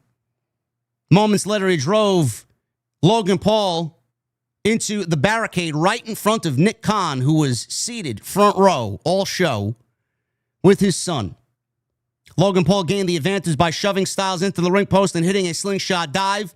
Logan Paul sent a drone into the air to film as he choked Styles with the ring skirt. Again, another great shot. And this drone shot hovered above the commentary area and really showcased Logan and his offense on AJ Styles. And then it hovered around the ring and had a clear shot above the ring with Logan Paul coming off the top rope with a frog splash. And this was fucking great. I don't know who's watching this and didn't enjoy this. I got a kick out of this. Logan Paul then hits an overbomb. Styles got a rope break on a pinfall. Logan Paul hits a moonsault onto a standing AJ Styles. He goes for a cover. He gets a 2 count off the moonsault. Styles was pissed. He hit Logan Paul with a clothesline, couple of strikes. Ushigoroshi, which is a fireman's carry neck breaker. Nobody ever calls it that except Mauro Ranallo. Remember him? Fireman's carry neck breaker, a.k.a. Ushigoroshi, sliding forearm, and a brainbuster for 2. Styles set up the phenomenal forearm, but Logan Paul grabbed him off the ropes, hits a rolling fireman's carry, and a lion salt for a 2 count. Logan Paul avoided a Styles clash and hits a buckshot lariat, which Pat McAfee labeled as a buckshot lariat. I wonder why. Is that the name of it now? Or they're just trolling Adam Hangman Page? Styles ducked a right hand. He hits a rack bomb for a 2. Styles went for a springboard 450, but Logan Paul got his knees up and hit a Styles clash. Styles rolled through. He no-sold Logan Paul's Styles clash, and he hit a Styles clash of his own. So one of Logan Paul's henchmen, who is simply called Jeff, he was hiding underneath the ring skirt or by the ring skirt, commentary side, away from the referee's vantage point. He pulled out brass knuckles and tried to give brass knuckles to Logan Paul, which we've seen this done and this spot done time and time again. All of a sudden, we see a hand reach in and grab Jeff and the brass knuckles, and we see Karrion Kross show up and take the brass knuckles away. Now, Karrion Kross got a pretty decent pop for himself. He got a nice reaction. So that was nice to see him out there. So he takes the knuckles away. Styles takes Jeff and throws him into the barricade. Kross is standing there in front of Styles, has the knuckles, is pleading with AJ Styles to use these brass knuckles on Logan Paul to win the match. He puts the knuckles in the air. He's showing AJ the knuckles. AJ takes the knuckles, throws the brass knuckles away. And then he punches Karrion Kross. He gets into the ring. He tried to deliver a phenomenal forearm. Logan Paul ducked. He hit the big roundhouse right. Logan Paul followed with his finish called the Pulverizer. And that was enough for the win. 1, 2, 3. And Logan Paul gets the win over AJ Styles. This match went 17 plus minutes, nearly 18 minutes. This match went longer than everything else on this show, except the main event on night one. That's how invested they are in Logan Paul. This was fine. Very straightforward match, very normal match, nothing too crazy. As far as moves, we didn't see anything new from Logan Paul. He didn't really take any risks that we've seen. We didn't see any viral moment created with AJ Styles like everybody thought he would do because he's in there with somebody that is just athletically gifted as he is. We didn't get none of that.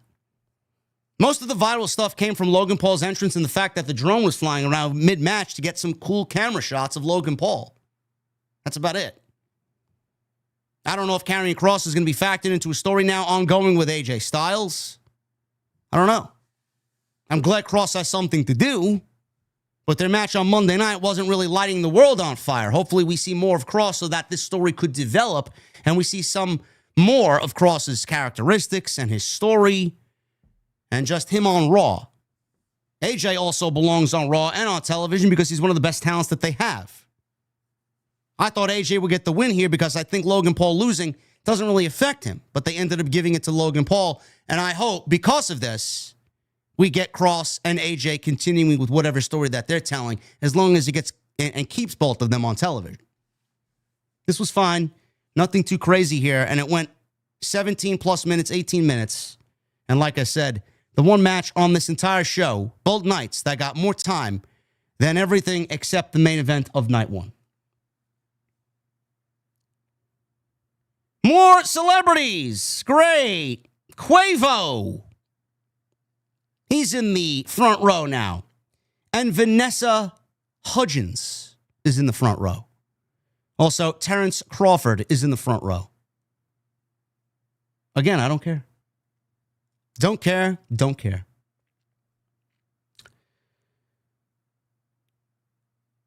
WWE Women's Tag Team Championship match.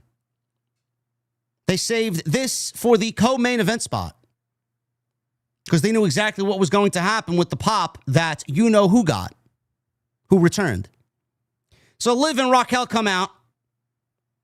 They get their entrance first. The champions get their entrance first. Lyra gets her entrance, and she's got these wings on her arms that she's flapping, and everybody's chanting along with her theme music. She's really playing into the fact that she's Bird Lady, you know? Lyra's great. I enjoy Lyra. No problem. They took Bayley out. They took Bayley out on Saturday afternoon. Apparently she was attacked by somebody. We don't know who. All we know is that Liv and Raquel were at the scene of the crime on Saturday. This was announced during the Countdown show. All we know is that Bayley was taken out. Now, I talked about this last night on last night's post show. I'll reiterate it here again because it's more now a thing because of who replaced Bayley than it was yesterday. It was just announced that Bayley would be off the show this weekend, and that happened yesterday. Supposedly, WWE had Bayley planned all along to be taken out of the match on Sunday, tonight, for weeks. And Becky was always planned to be that replacement for Bayley. So let me get this straight. WWE, they dropped plans for Bayley and Roxanne Perez, which were clear as day happening. They were supposed to wrestle at the February NXT show, pay-per-view, Roadblock, or wherever. They dropped it completely. Roxanne hasn't been on television outside one appearance since the Elimination Chamber, which she was a part of. They dropped Bayley and Roxanne and whatever they were planning to do. They dropped that, moved her into a program with Lyra, gave Bayley a tag team opportunity with Lyra after a gauntlet match, which they won, to get a tag team title match at WrestleMania. All this came about in like 3 weeks. They wrestled once for the Intercontinental title. Bayley wanted a shot. She lost. She got upset. They ended up being a team. They went after the tag team titles. They won a gauntlet match, and here we are.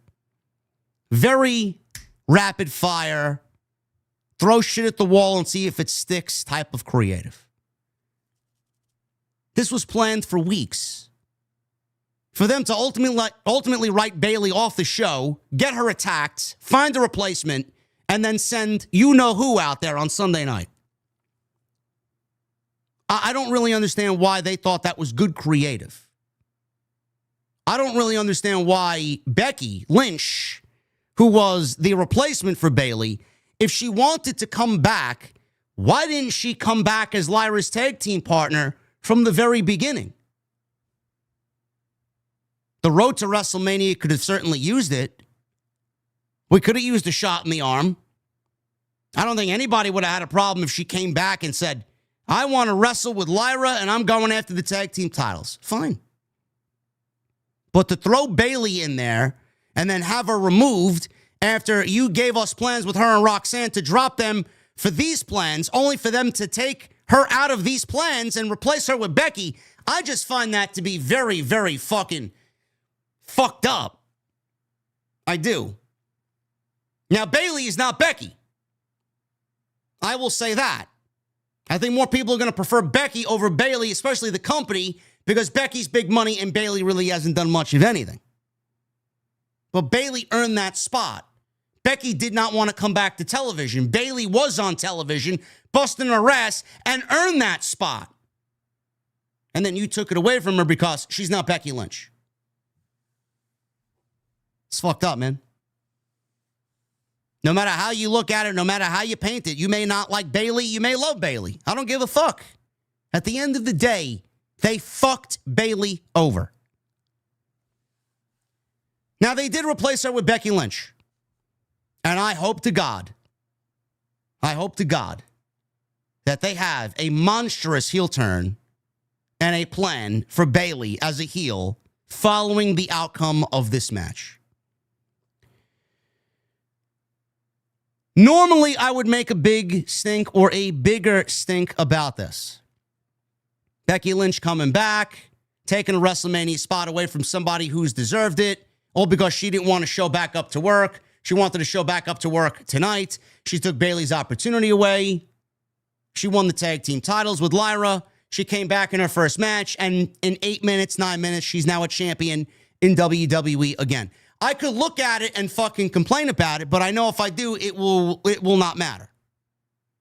And at the end of the day, folks, if you're asking me to complain about this, I'm more upset that they took Bayley's opportunity away and took her out when she's not hurt. I'm not going to complain about Becky winning the tag team championships because between me and you guys, they're the tag team championships in the women's division. They are already worthless. It doesn't matter who holds them.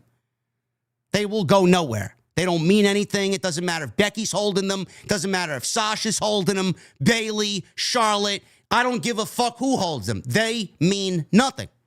Now, Becky came back and won the women's championship after being out all these weeks and all these months to come back and win the women's championship from IYO. Hey, I'm back. And then, boom, women's champion. Then we blow a fucking blood vessel. No. It's the women's tag team championships, folks. I'm not going to lose sleep over the fucking women's tag team titles. Plus, here's the kicker.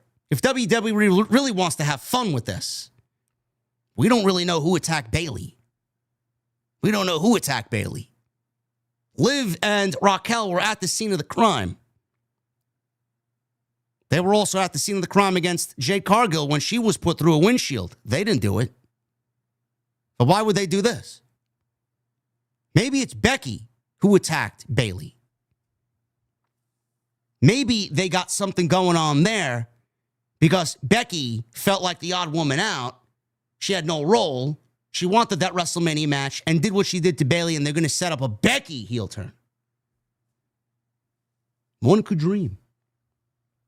One could dream. Or we could go back to what the original plan was before they put Bayley in a fucking team with Lyra.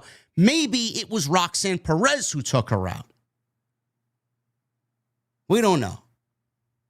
Maybe it's Roxanne who took her out. Maybe they're going back to the original plans. Or maybe Bayley was attacked by Becky, and maybe Bayley is going to team up with Roxanne Perez.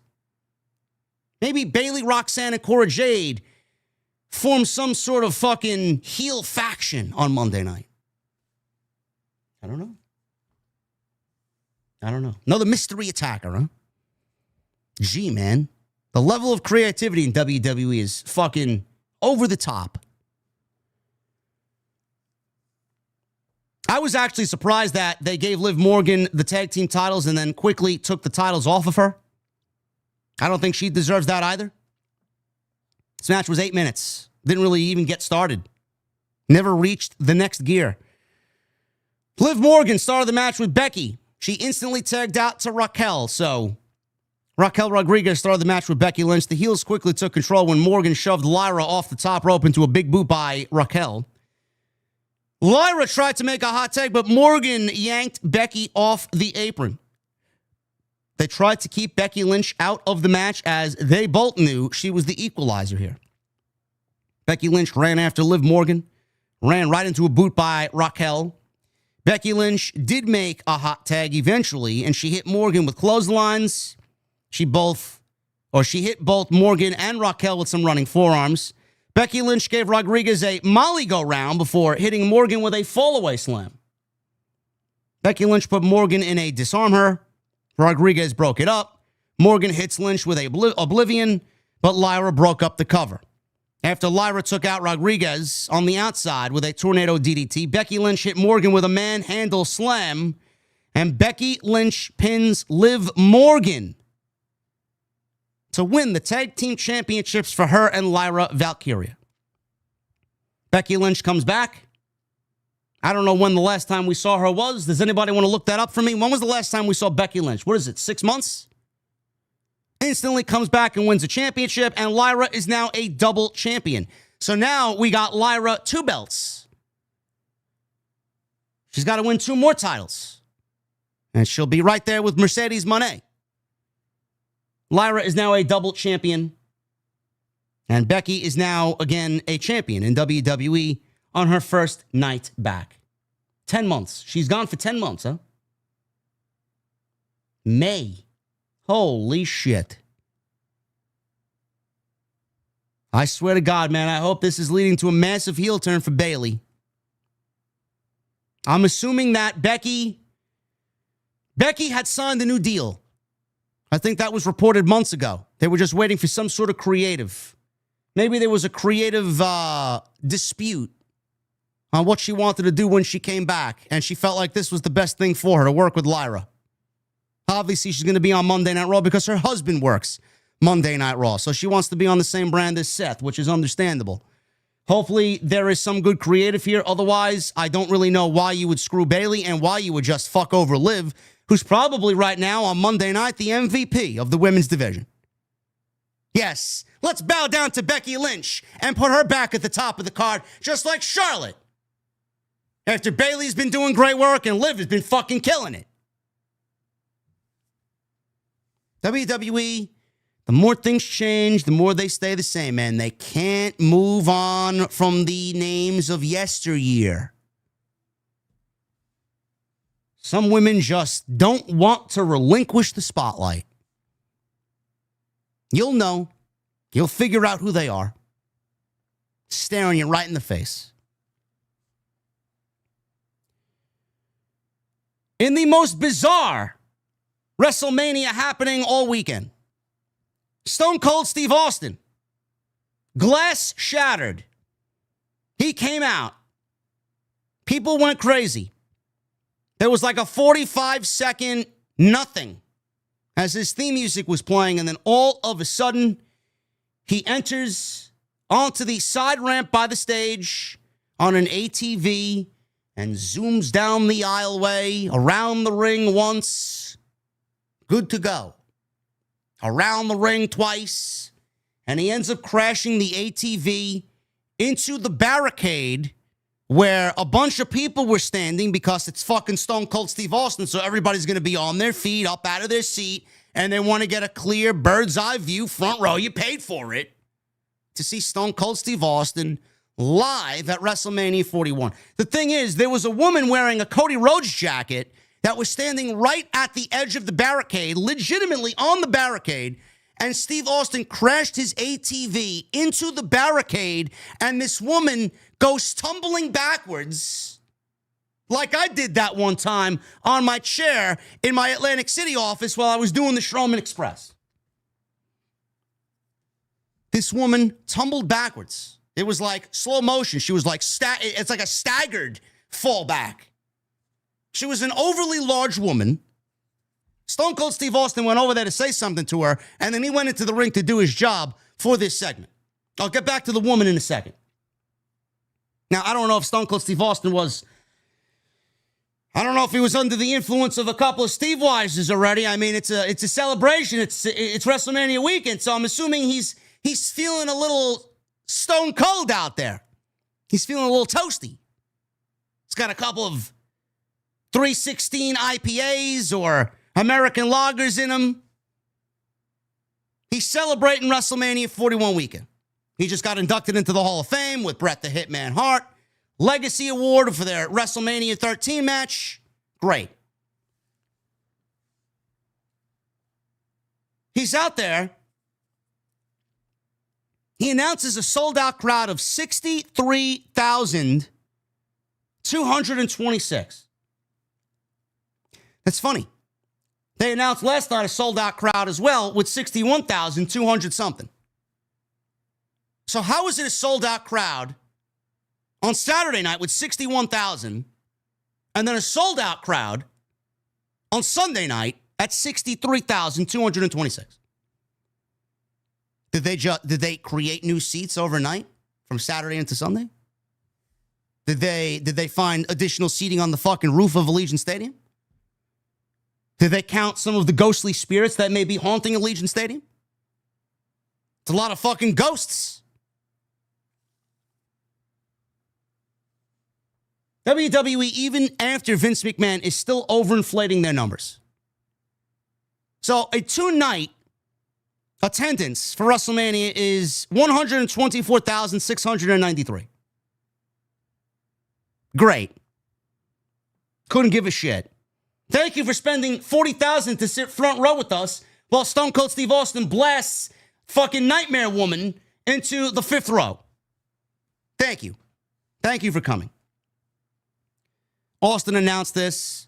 Timekeeper threw him some beers. He did his thing on the top rope, drank some beers. Another round, did his thing, drank some beer. He went over to the lady again to say something, but this time when he went over there, Nick Khan got out of his seat, front row. Nick Khan was sat all weekend in the aisleway, front row by ringside. This man got up and went over to that woman to see if everything was all right, because the last thing that he wants, the first thing that he was thinking about is, fuck, this woman's going to sue the shit out of the company, and we don't need any more problems. He went over there. He immediately went to go see what was going on over there. Now, I'm going to tell you what probably happened, and I'm going to tell you what I would do if I was Nightmare Woman sitting front row.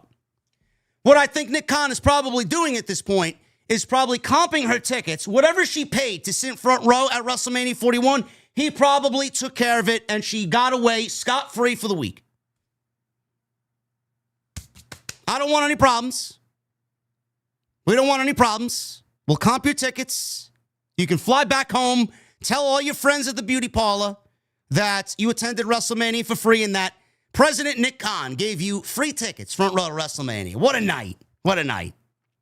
And you can go out there and put the cherry on top and say, Stone Cold Steve Austin fucking blast you with a ATV front row, man. WrestleMania moment. You got a WrestleMania moment wearing your Cody Rhodes Nightmare jacket, and you got WrestleMania front row tickets from President Nick Khan on the house.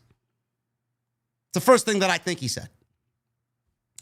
Now, what I would do, what I would have done, because you know exactly what this woman's doing. Nick Khan's probably trying to defuse the situation. She's going to be a typical fucking Karen. She's going to go out there and fucking sue the company. Next thing you know, she'll be seen on the news in a neck brace, and she's going to have black eyes, and she's going to be fucking just all disheveled. Oh my God, Stone Cold. He intentionally hit me. WWE allowed a drunken performer to go out there, and he beat me up in the front row. I'll never attend a WWE show again. You know that's exactly what is going to be said across all Las Vegas news media.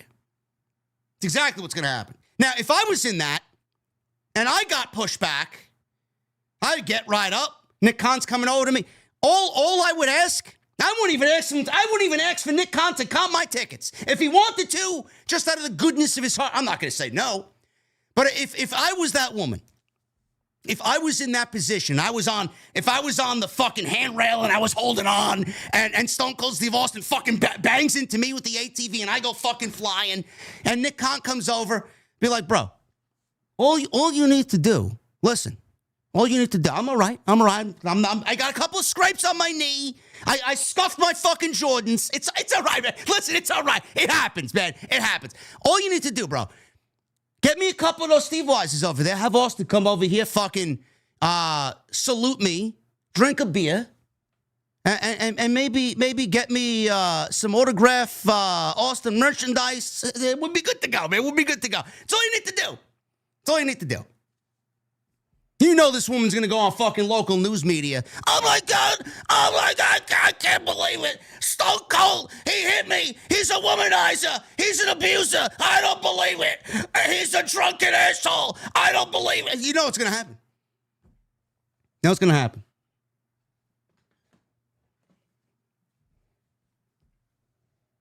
I did not expect Stone Cold Steve Austin to crash his ATV into the barricade and knock Nightmare Woman into the 18th row.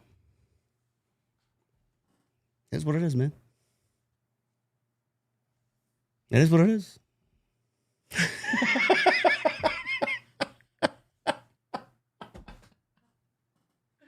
Oh my God, man. I don't believe it, man. You know, it's crazy. Give me a hell yeah. I said, give me a hell yeah. Unbelievable, man.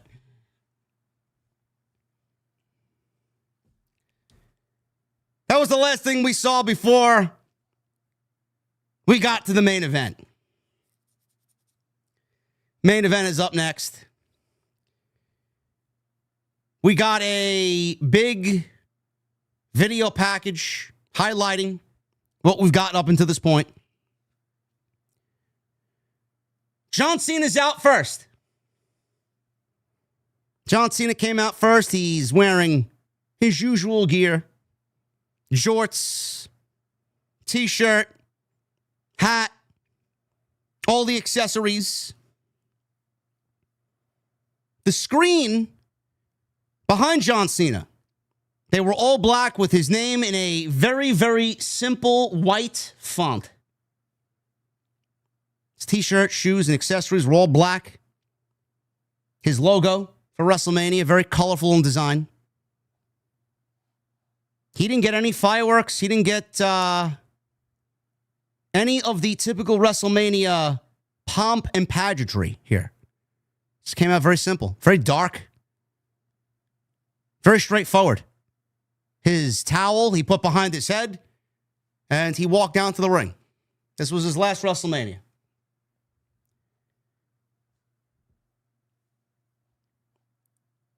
Cody Rhodes came out. Oh, my goodness. Guys, I'm going to read all the $100 super chats as soon as we get to the super chat, but I got to shout out. I got to shout out this here, man. We got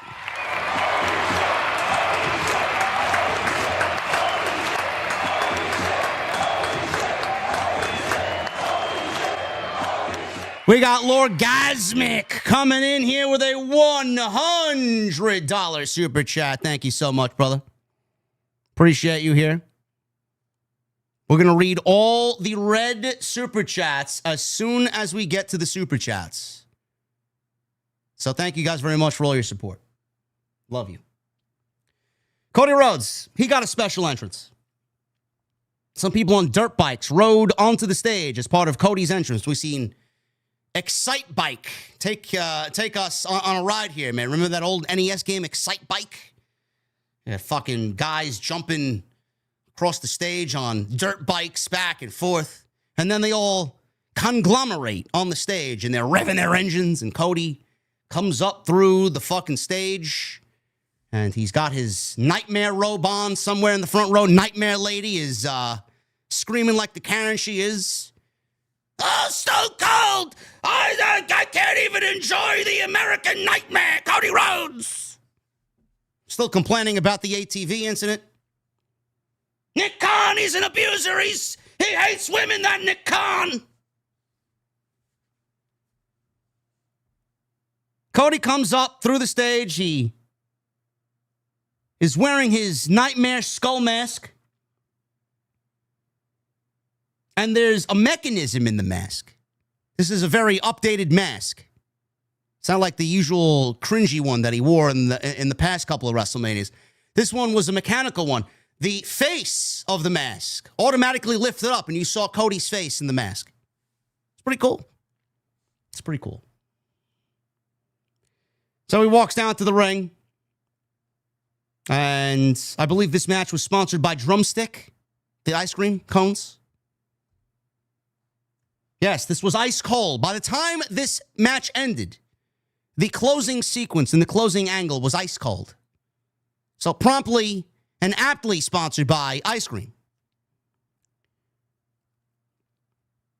This match went 25 minutes. It didn't even feel like 25 minutes, honestly. I thought the Logan Paul AJ Styles match. So Logan Paul and AJ Styles match was the third longest match of the night, of the weekend.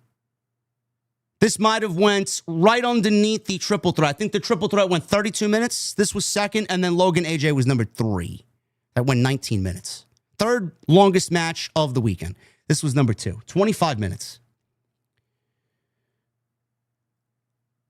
I complained about this with Jey Uso and Gunther. The fact that this match started with a collar and elbow tie-up, I don't know if that's the right move here, bro. After what we got at the Chamber, you're going to start this match off with a collar and elbow tie-up. No, thank you. They started this match off like they were wrestling on the fucking,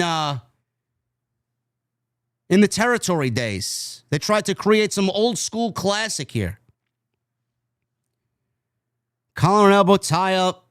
They tried to feel each other out. Rhodes got the upper hand. He hits a suicide dive.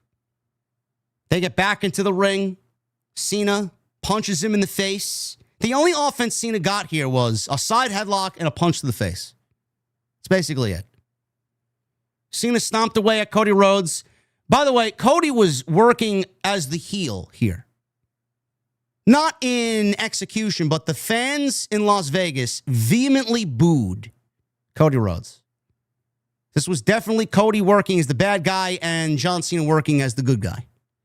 More fans wanted Cena here than they did Cody, which was kind of present on Friday Night SmackDown, but Cody kind of reeled them back in and got everybody on his side. Here, he didn't really say anything, so he couldn't really say much of anything, but the fans were completely on John Cena's side. So John Cena stomping away. It looked really weird when he was throwing those kicks on Cody Rhodes as he was down on the mat. I don't know what the fuck that was. I don't remember John Cena doing that type of kicking motion. It's almost like he forgot how to throw a fucking kick to an opponent. Cena hits a clothesline. and made the match's first cover for a 1 count. Side slam by Cena. Second rope double axe handles consecutively. Cena went for a third one. Rhodes kicked him down. Cody Rhodes then fires up. Cena poked him in the eye. Cena then hits a very wonky-looking tornado DDT, which was probably the most risky move of the entire match for John Cena. Tornado DDT off the second rope. Cena gets a 2 count. Cena hits consecutive shoulder tackles. He did this at a much slower, methodical pace because normally he would follow up with the 5-knuckle shuffle. He did not. Cena then slammed Rhodes down. He went for the eventual 5-knuckle shuffle, but Cody Rhodes punched him in the face to stop the shuffle part. He hits a snap power slam, jumps off the rope, hits a disaster kick. Fans are booing Cody Rhodes.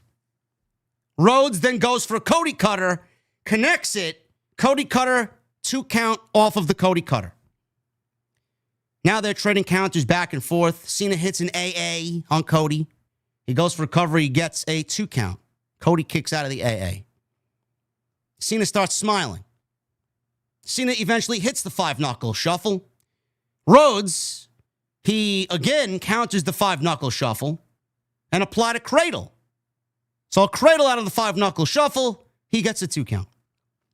Cena, he goes to the second rope. He's got Cody with him. He's looking to finish it off. He goes for a super attitude adjustment off the middle rope. He connects it, and he goes for a cover, and Cody kicks out another 2.5. Cena then tries a diving leg drop, but Cody Rhodes countered into a power bomb for a 2 count. Cody Rhodes comes off the top rope with a super Cody cutter. He connects it. He gets a 2 count. As you can see here, just by me and me reading my notes, this was not the most scientific match in WWE Main Event WrestleMania history. Super Cody cutter for a 2 count. Cena hits a third AA. From the AA, he did not go for the pin. He went for an STF. Cody Rhodes got close to the ropes. Cena pulled him back to the middle of the ring. Applied the STF again. Rhodes did fight out of it. Cena kicked away. And he tried to do it again, but this time even further back from the ropes.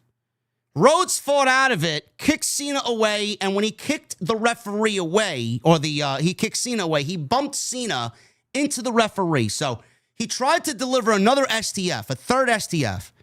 Cody kicks Cena into the referee, who's in the corner. He gets squished in the corner, and now the official of the match is down. Cena, while the referee's down, Cody Rhodes sits at crossroads. So Cena's out. Cena eventually gets up. He goes and exposes the turnbuckle and the steel underneath the turnbuckle. This is opposite side of the ring now. He sends Cody Rhodes into the steel repeatedly. Cena hits a 4th attitude adjustment. That's 4 AAs in this match. All of a sudden, Travis Scott's music plays, which is basically the Monday Night Raw theme. His music plays over the PA system. They do a close-up shot of John Cena, who starts laughing because Travis Scott is out there now. And we know the history between Travis Scott and Cody Rhodes. Travis Scott, he sauntered out to the stage. And when I mean to tell you, legitimate time stopped. It stood still.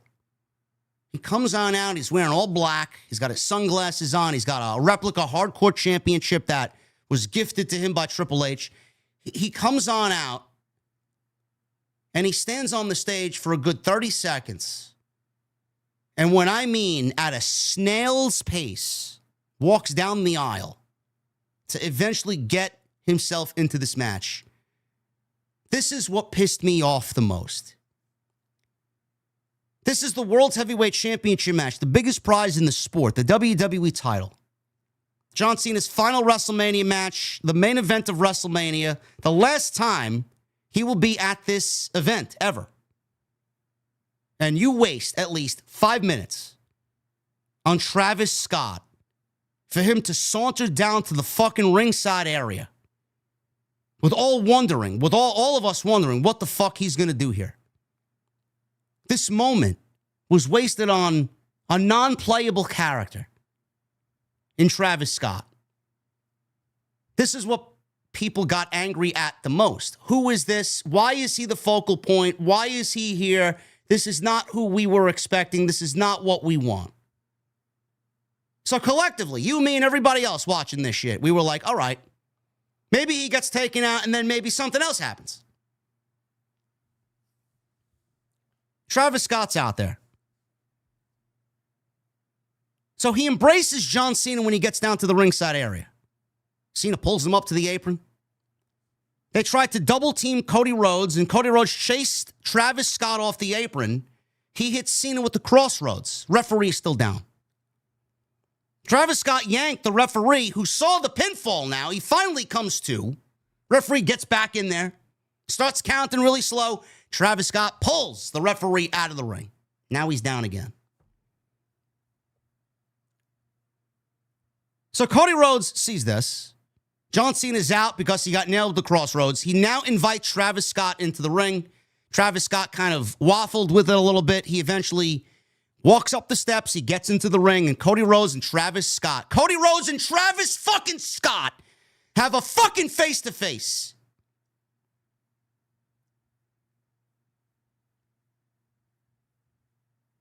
Travis Scott tried to slap Cody Rhodes. Cody Rhodes stopped him. Cody Rhodes gave him a crossroads. So not only did this guy bust his eardrum, give him a black eye in the process, the receipt from Cody to Travis Scott was one crossroads. Boy, they even fucked that up. I was looking for something a little bit more nightmarish. The fucking nightmare lady in the front row took a bigger fucking bump than Travis Scott did. And she had nothing to do with Cody Rhodes' busted eardrum.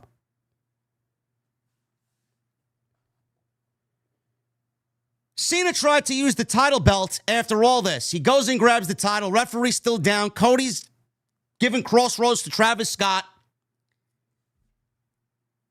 Cody turns around to see John Cena prepping to hit him with the title. There's a tug of war for the title. Cody Rhodes takes the title away from John Cena. Referee's still down.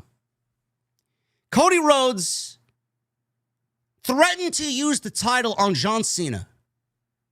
The same John Cena who stabbed him in the back, the same John Cena who aligned himself with The Rock, the same John Cena who beat the living shit out of him with his own Rolex and left him a bloody black and blue mess.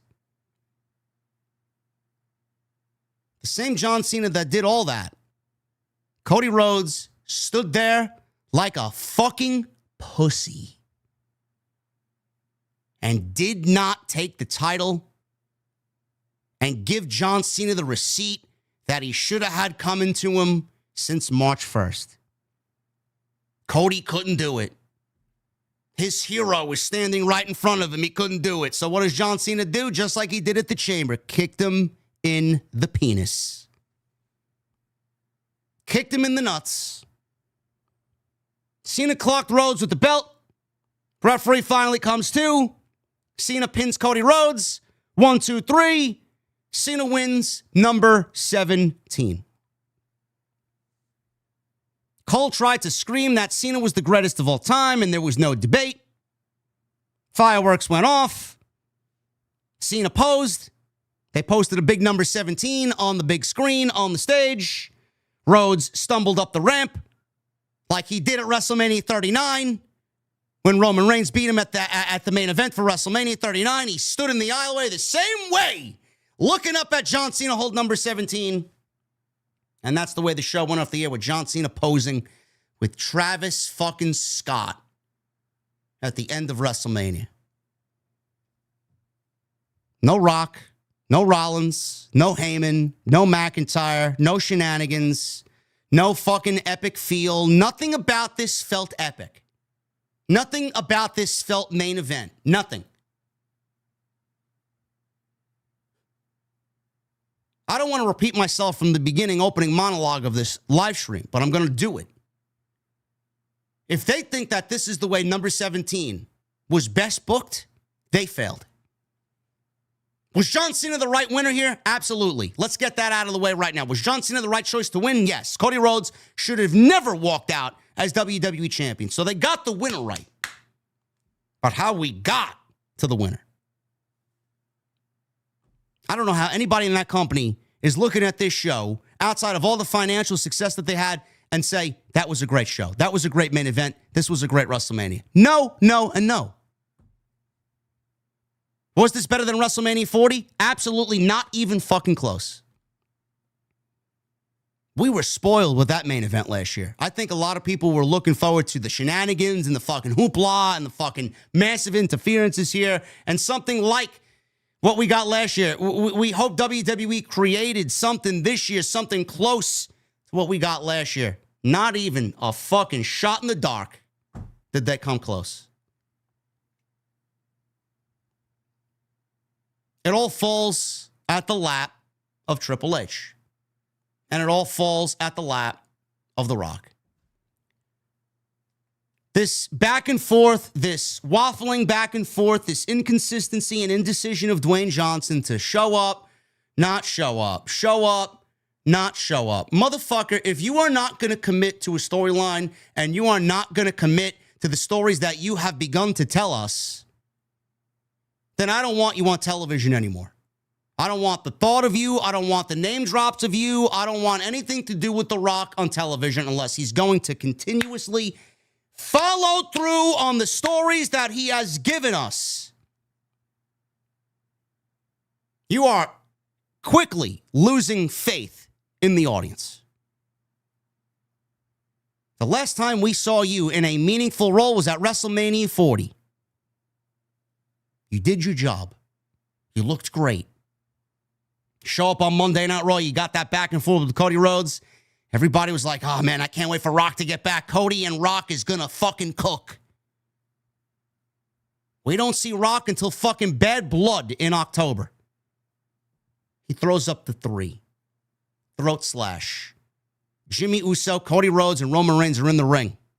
After Roman and Cody teamed up against Jacob Fatu and Solo Sikoa in that tag team match at Bad Blood.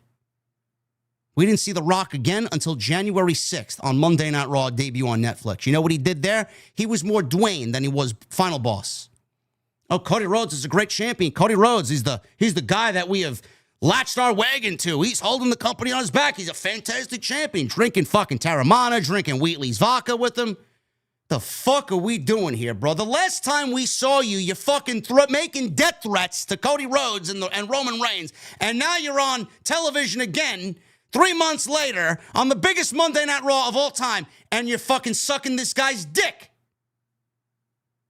Only for The Rock to then show up on NXT the following night, blessed all the fans who criticized the fucking appearance he had on Monday Night Raw, and said, wait it out and enjoy the road The Rock is going to take you on. Shut your mouth and know your role. Fine. We didn't see him again to the Elimination Chamber. That's when the heel turn happened. Well, before that, on SmackDown, he told Cody he wants his soul. Then we got the heel turn. But him asking Cody Rhodes for his soul created engaging television. What the fuck does he mean? What does he mean by he's wanting his soul? What does he mean? Everybody was confused. I want you to be my champion. Those 2 weeks with Rock on television, they made up for so much in his absence over the last 9 months. Because he's back and continuing the story. Heel turn happens. Biggest heel turn in WWE history. Everybody's shocked. Picked up by major news outlets everywhere. People were talking about it for weeks on end. The heel turn was so fucking big, it actually put a dent in AEW's fucking television. Because that's all anybody was talking about. Not one single promo mentioned Dwayne Johnson in 8 weeks of Cena on television. Why did he sell his soul? Not one single answer to that question. Not one. We didn't hear about The Rock. We didn't see The Rock. We didn't have anything regarding The Rock. He wasn't even uttered. Maybe once his name was uttered. We get this lackluster build following one of the greatest heel turns of all time. We get a main event at WrestleMania in night 2 that was so disappointing. This is a match I will never go back and watch again.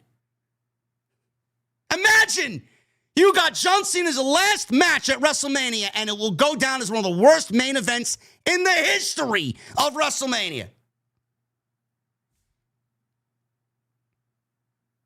That's the way you thought number 17 was going to be best booked. If The Rock cannot commit, then go the fuck away. Stop coming back when you want to come back to ultimately get everybody excited and then disappoint everybody. The millions and millions of people disappointed. You should be ashamed of yourself. Not only did you fuck up the creative plans, not only did you fuck up John Cena's final WrestleMania match, you fucked up him winning number 17, which ultimately broke the record for the longest of all time. Yet you and me and everybody else can't be disappointed. We can't criticize the product because Paul Levesque says fuck off and just be a fan. This shit fucking sucked in every sense of the word. The match was fucking terrible. The title change was fucking terrible. And the way we got there was fucking terrible. Outside of a few shining moments of Cena and Cody going back and forth, the dialogue was great. But the essence, the reason of why was never answered. John Cena sold his soul to ultimately be a bad guy and do business with The Rock. Why was that done? Of all days, for us to get the fucking answer to this question, he doesn't show up to work. Don't show up again. The way that I look at it, we didn't even need The Rock to turn John Cena heel. He could have did it on his own. The fuck do we need The Rock there for? I want your soul. You want Cody's soul. Meanwhile, we didn't need John Cena to sell his soul to turn bad. You wanted Cody's soul. You were there, and everybody's now making accusations that you're doing business with Cena, and you don't fucking show up. So what the fuck did we need you there for? Why were you asking Cody for his soul when none of this even matters? Cena didn't need you. Clearly. He could have turned heel on his own.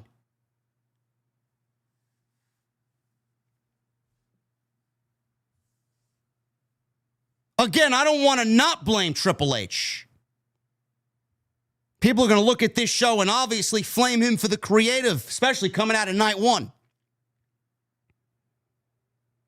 But if The Rock has anything to do with this fucking stop and go creative, and if he's throwing fucking wrenches into the gears of Triple H and the writing team because he's going to come back, then he's not going to come back. I can't be back for 6 months, but I want to do this. I want to come back. Shows up when he wants. You can't be doing that.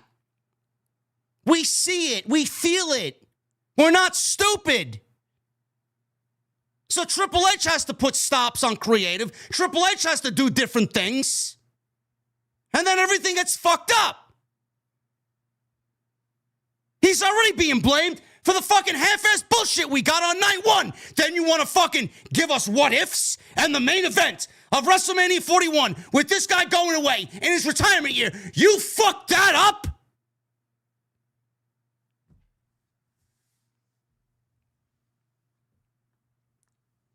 All of you have a right to be disappointed. That main event was fucking awful. Awful. Every bit of it.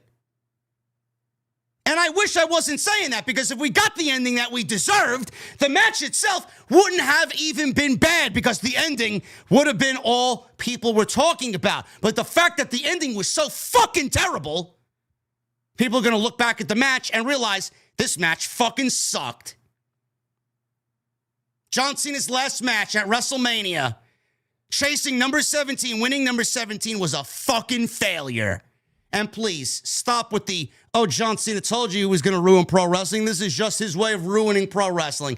Motherfucker, this isn't ruining pro wrestling. Stop the bullshit. This isn't a fucking angle. This isn't a character storyline arc. Rock should have been there. No excuses. Rock should have been there, and things should have been forwarded.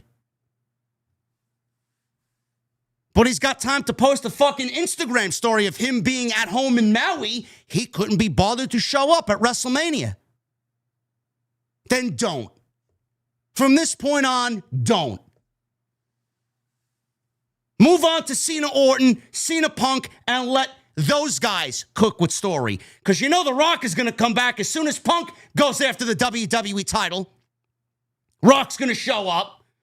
Punk's already made fucking statements to The Rock, calling them both bald assholes. Let me see him not show up then and have that not be continued on. Punk even said, word for word, I'll be seeing you both very soon. Yeah, when? I'll be seeing you soon when? 3 years from now. This main event was fucking awful. Main event was fucking awful. Ultimately, night 2 blew night 1 out of the water. All I could say to you guys, the main event saved night 1. The main event on night 1 saved night 1. The overall show on night 2 saved the main event. Without that main event, that show was great on night 2. The main event being as bad as it was is not going to fucking deflect from me from not liking the rest of the show. Tale of two worlds on night 1 and night 2. Comparing this WrestleMania to last year's WrestleMania blew this year's out of the fucking water. Do you want to know the one determining factor in that? The way the show fucking ended. On both nights. The way that it ended on night 1 got people excited about night 2, and the way night 2 ended made everything that happened, even though some of it was not good, a fucking memorable experience. The fact that you ended this show the way that you did is going to ruin and tarnish this WrestleMania for years to come. I hope they realize that. And it's all Dwayne's fault.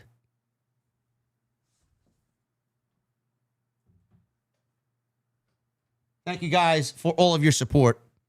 If you guys enjoyed tonight's stream, we had upwards towards 8,500 people in here on a Sunday night. Thank you guys very much for all of your support. If you guys did enjoy, I would please love a thumbs up from you. Make sure you guys hit that thumbs up. We have exceeded 2,500 likes. Now we try for 3,000. We got 2,652. Let's try for 3,000. If you guys are in the chat, have not hit the thumbs up, it helps me out. It's the best way you could do me a solid. Help me out. 3,000 likes helps us and the channel gets boosted in the YouTube algorithm. If you guys are watching after the fact, leave me a comment down below. Let me know what you thought of the John Cena main event with Cody Rhodes. Super chats are open. Get them on in. We're going to hang out in just a second. Tonight's show, sponsored by my great partners over at Blue Chew. BlueChew.com. Code JD at checkout. All you guys need to do is pay the $5 shipping and handling. Guys, wrestling, when it's great, it is great, and there's nothing better. When it's bad, you get what you get tonight. Me ranting and me upset. See, the way I was upset, you don't want your partner to be that upset with your performance in the bedroom. John Cena had a terrible performance tonight. You don't want to perform like John Cena in the bedroom with your partner. That's all I'm saying. Now, if you want to perform like CM Punk, Roman Reigns, and Seth Rollins in the main event of night 1, then you're going to need some Blue Chew. That's the way it works. Blue Chew is a unique online service that provides the same active ingredients as Viagra and Cialis, and it comes in a chewable tablet. And it's easy to sign up, man. You're going to sign up at BlueChew.com. You're going to sit down with one of their licensed online medical providers, and once you get approved, you're on your way to getting your subscription within days. No questions asked. They're made in the USA. They're prepared and shipped right here in the US of A, shipped directly to you very discreetly. There's no waiting in line at the doctor's office. There's no waiting in line at the pharmacy. There's no awkward conversations. None of that.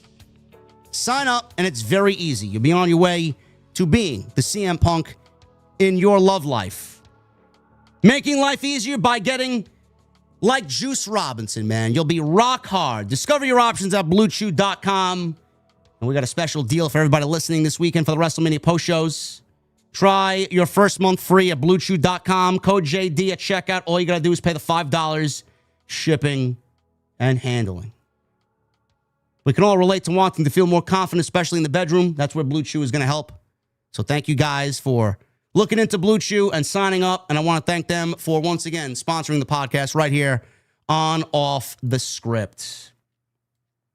Man, we got some VIPs to shout out here, man. We got to get into this because I was on a roll. I didn't want to stop that for anything, but we got to shout out several VIPs tonight, man, and they're getting the Stone Cold Steve Austin treatment.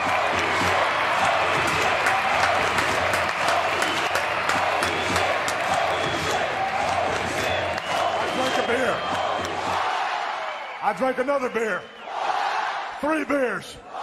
4 beers. Oh, no. 5 beers. Oh, no. 6 beers. 7 beers. 8 beers. 9 beers. And a Bloody of Mary. course, if you're not down with that, we got 2 words for you. Oh, my goodness, man. Corinne of Darkness with a $100 super chat. Well, I guess Cena wasn't lying when he said he was going to ruin wrestling for everyone. Very lame finish. Happy he won 17. The right man won. But, man, talk about disappointing. Can't really say that I'm all that excited about Cena going forward, says Corinne of Darkness with a $100 super chat. Thank you, Corinne of Darkness. Appreciate you. Michael with a $100 super chat. Trash booking. Cody was built up huge, ended Roman's 4-year title run.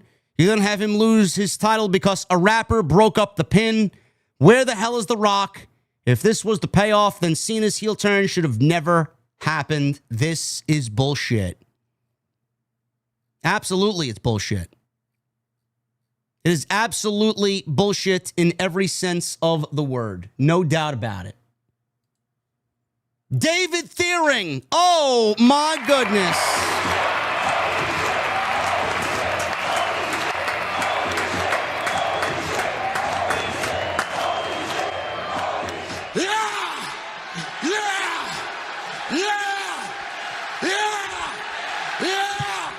David Thiering with a $300 super chat.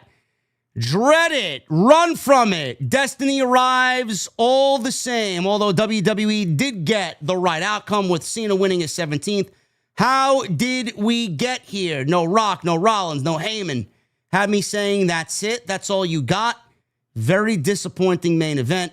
Night 2 was, in my opinion, the inverse of night 1. Hashtag OTS for life. David Thiering with a $300 super chat. Thank you so very much, brother.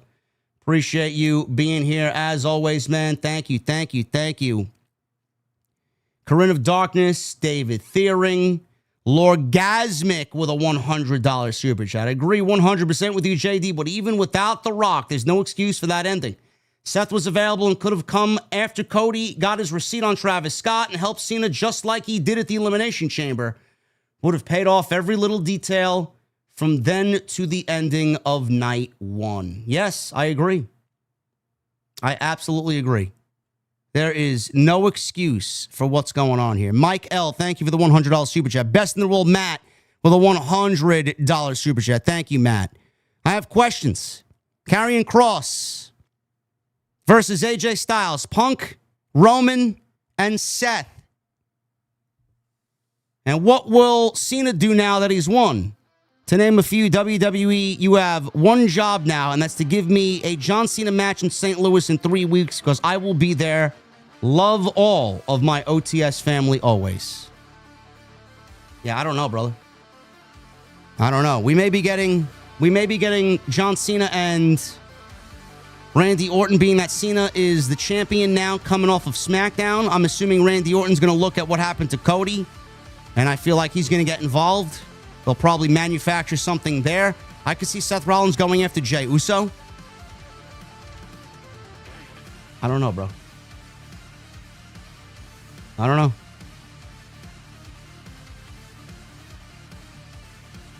Jack Backwood with a $100 super chat. I want to thank Jack Backwood for coming in with a $100 super chat tonight. Finish was trash. Hey, Rock and Cody.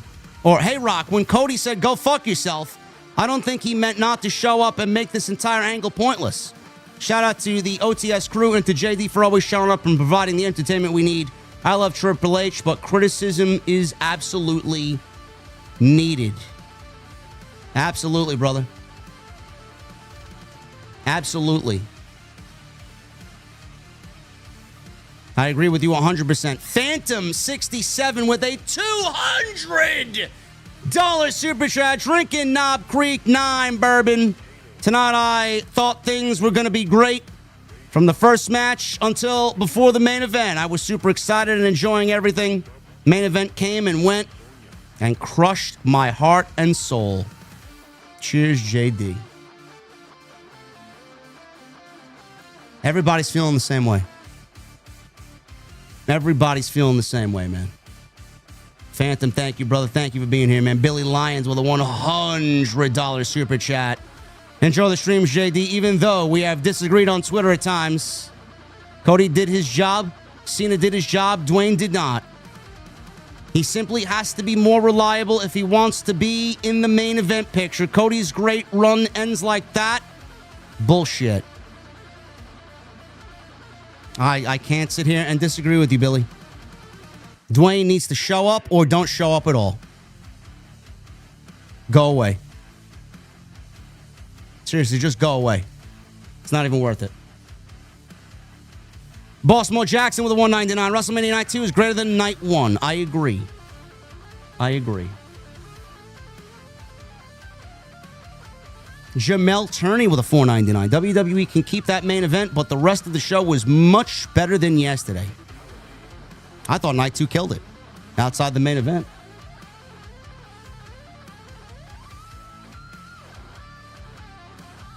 Exotic Gaming with a $9.99. Did the same producer as Jay and Gunther, as YouTube crashes on me like it usually does. Now it's not showing. The super chats are completely broken on YouTube, man. I don't know what it is. Who was?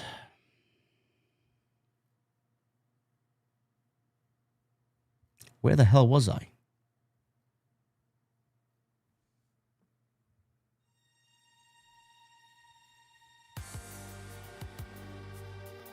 I'm sorry, guys. YouTube just crashed on me because it's reading an error message. Every time it crashes on me, I just lose my spot. Exotic Gaming. Did the same producer as Jay and Gunther write the finish to this match? Biggest show of the year, 17 for Cena, and that's the ending? Crash the four-wheeler into me after watching that horseshit. Yeah. Yeah, whoever produced that main event. There was a lot of faux pas. A lot of botches as far as producing the matches on some of these bigger matches this weekend. Michelle with a 5. Triple H with some bad booking here. Lame, flat ending to the show. Cody got the Gunther treatment from last night. And no Rock is bullshit. Stay away then. Yeah. Absolutely. Omar with a $1.99. I'm sorry, I was distracted by Liv's outfit tonight.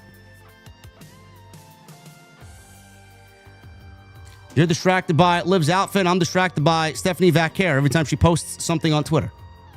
Just like me and Sidro. Boss Mo Jackson with a $4.99. With each new title reign, WWE will continue the same booking problems. I have low expectation for those who have won new championships.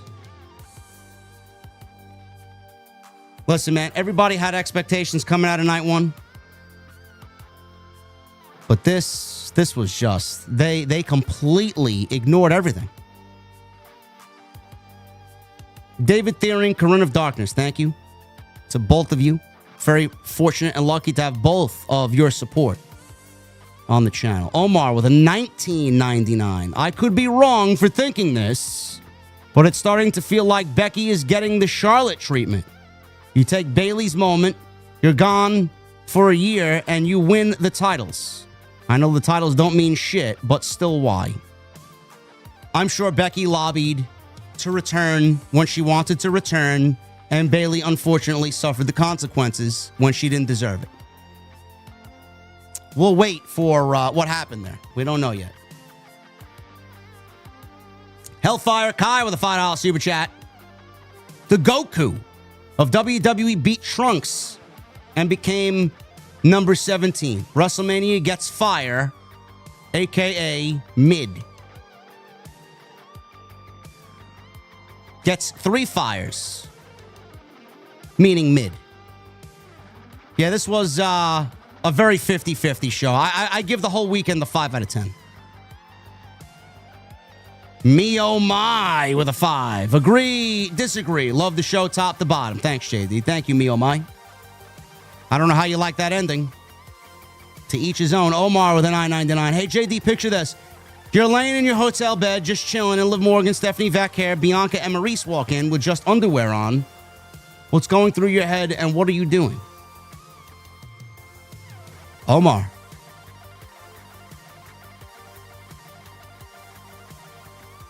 You got quite the mind on you, bro. I think you should use that energy elsewhere.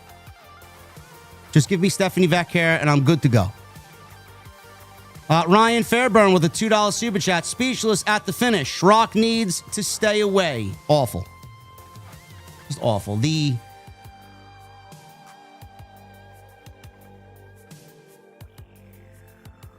autonomous penguin with a $20 super chat. I agree with the results. However, that was the most underwhelming main event I've seen and the worst match of Cody's career. Slow and uninspiring. Travis Scott interfering was the stupidest thing I've seen on television. You're not going to be the only person that feels that way this weekend, brother. Everybody's feeling the same way right now. Ryan Fairburn with a $2 super chat. All it needed was Rock in Travis Scott's spot. Yeah. Yeah, absolutely.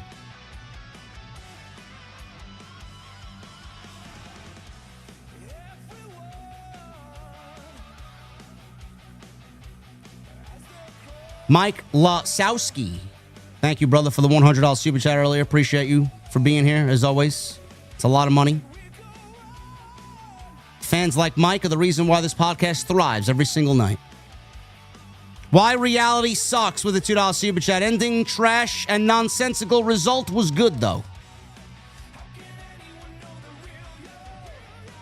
Best in the world, Matt. Thank you, brother, for the $100 super chat. Again, fans like Matt are the reason why this podcast is number one every single night.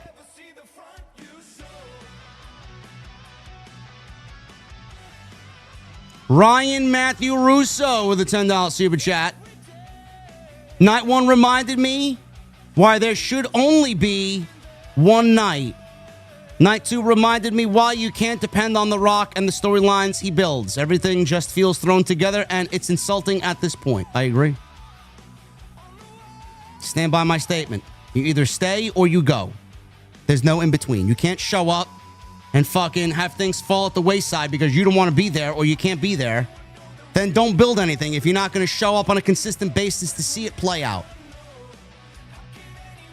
Fucking ridiculous.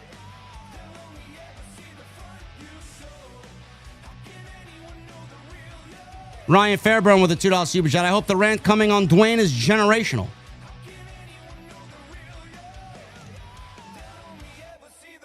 Generational or not, stay away. Said what I said. MM Forever with a $4.99. Ric Flair won the World Championship 21 times in total around the world. No record was broken.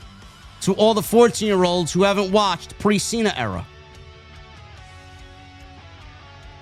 Bro, WWE is going to acknowledge what they want to acknowledge. Doc Proc with a $9.99. I wanted Cena to win, but genuinely, what the fuck was that ending? Trash. Where the hell was The Rock? We get fucking Travis Scott instead. I'm sorry, but this was anticlimactic as fuck. Horrible booking, in my opinion. Telling you, man, listen, vent. Release that anger. Seriously. Tweet out who you need to tweet at. Let them know. Do not remain silent on it. Do not. Nima P. Azar with a 2. Hey, be patient. Let Triple H cook. Laughing emoji. No, this needs to be vilified, bro. This needs to be torn apart in the worst way possible. Marcus with a $4.99. Main event of SummerSlam needs to be Cena versus Orton. Their rivalry started at SummerSlam 2007. Will be a huge missed opportunity if they don't book it. Cena Punk SummerSlam. That's what I'm going with. The Autonomous Penguin with a $5 super chat. Punk versus Cena SummerSlam. Punk wins the title. Cody Rhodes wins the Elimination Chamber. CM Punk versus Cody. Main event WrestleMania 2026. So Cody will take the title back from Punk, is what you're saying.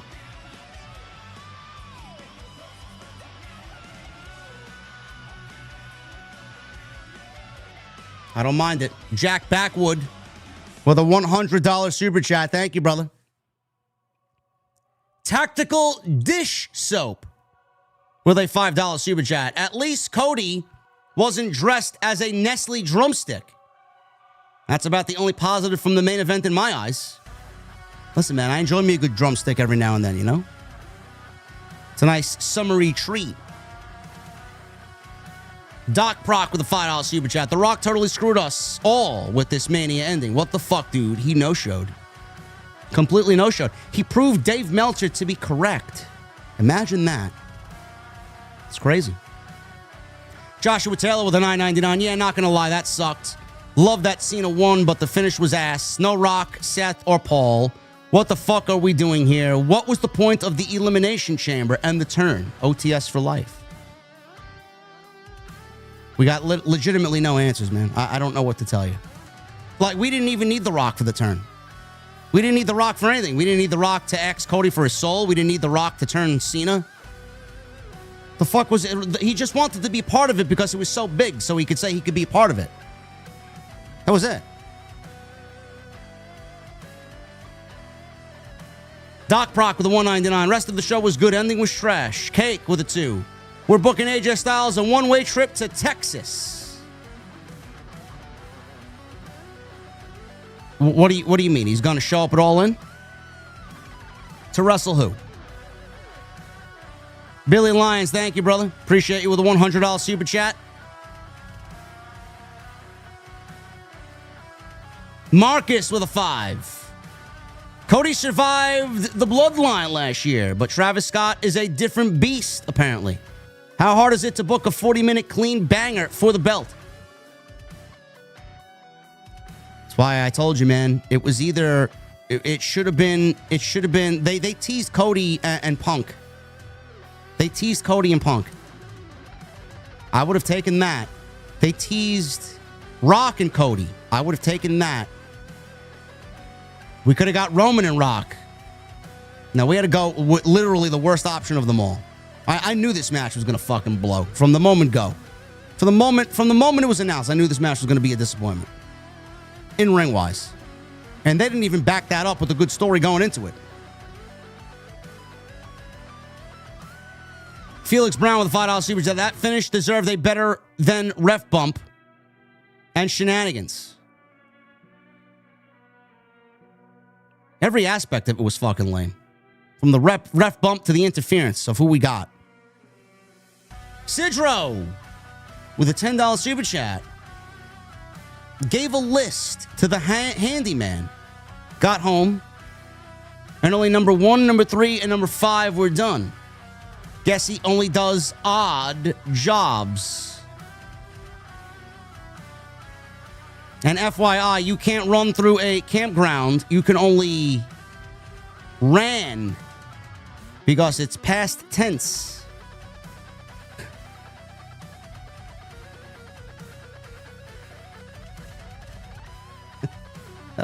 That one sounds so fucking... That one sounds so stupid, it's funny, man. Thank you, Sidro, for the 10 at this late hour. Champ here with a $10 super chat. It's funny, WrestleMania Saturday had terrible matches with the greatest main event, but Sunday had better matches with the terrible main event. What's better? I don't know, man. If you eliminated all the fluff and made this a one-night show with main event on night 1 being the main event of night 2, we could have had an all-timer, honestly. Studa Beats with a $4.99. Hope you had a good weekend, JD. And I know one thing is for sure. Bayley needs to be bathing in Becky's blood the next 2 weeks. We'll see, man. I don't know. She just signed a long-term contract, so she ain't going anywhere.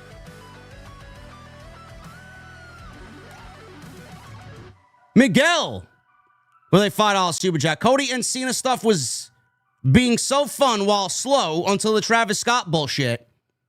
They both deserve so much more. Fuck you, Rock. Oh, boy.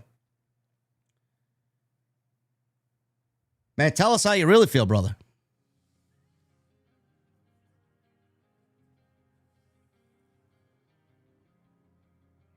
SHX8392 with a $5 super chat. Hey, JD, if they make a Dom mask, would you get it? Yes, I would. And you should record your reaction and make it into shorts. Keep up the good work and cheers to everyone in the OTS venue. Thank you, brother. I appreciate that. I've thought about doing that, but I just find that content to be so empty. We had a constant stream of 8,600 people in here tonight, man. I think I'm doing pretty good. Meep God with a 99 cents. Thank you, brother. Doc Proc with a 5. Last night, everything sucked but the main event. But tonight, everything was great but the main event. Sidro, why did Beethoven get rid of his chickens? All they said was, "Bach, Bach, Bach." Piano keys, C, E flat, and G. Walk into the bar. The bartender shows them the door and says, "Sorry, we don't serve minors." Oh my fucking goodness, man. It's fucking ridiculous.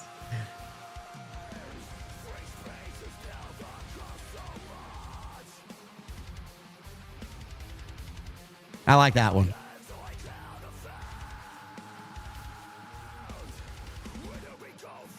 Mr. Premium 2002 with a $4.99. Decent show. Last year was definitely better.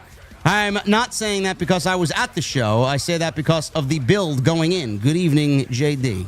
Well, listen, brother, if you paid a good amount of money to be there, man, I hope you had a good time.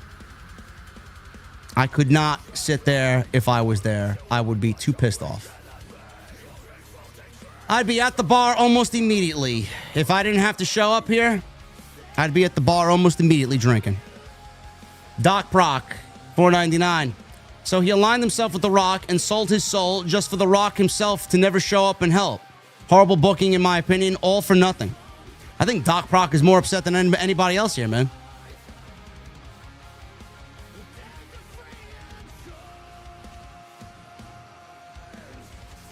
Cake with a $2 super chat. Cody has no friends. He doesn't. Apparently not. Keith Hobson with a $20 super chat. The first 5 matches were awesome. Then Becky came to town. Cody and Cena was a sad ending simply because it sucks. 511 is the rating. OTS for life. I thought this was an overall great show outside the main event.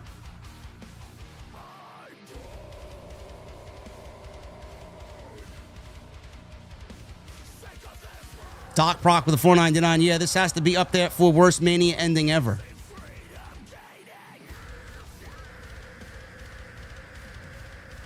It's certainly up there. Johnny Bishop with a $10 super chat. Cena winning by cheating made sense, but there was no need to add Travis Scott without The Rock.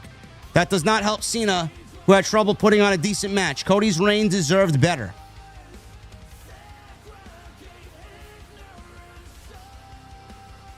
RJ Nichols with a $2 super chat. Cody pulled a Bayley and wouldn't use the weapon.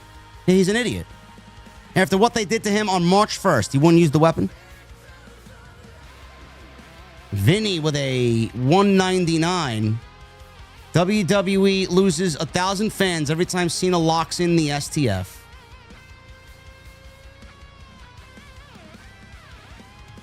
Doc Brock with the 199. But JD, The Rock has to make Moana 3, JD, from NY 206. Sure. Phantom, thank you, brother, for the $200 super chat. Enjoy that Knob Creek, man. It's always enjoy me a good Knob Creek.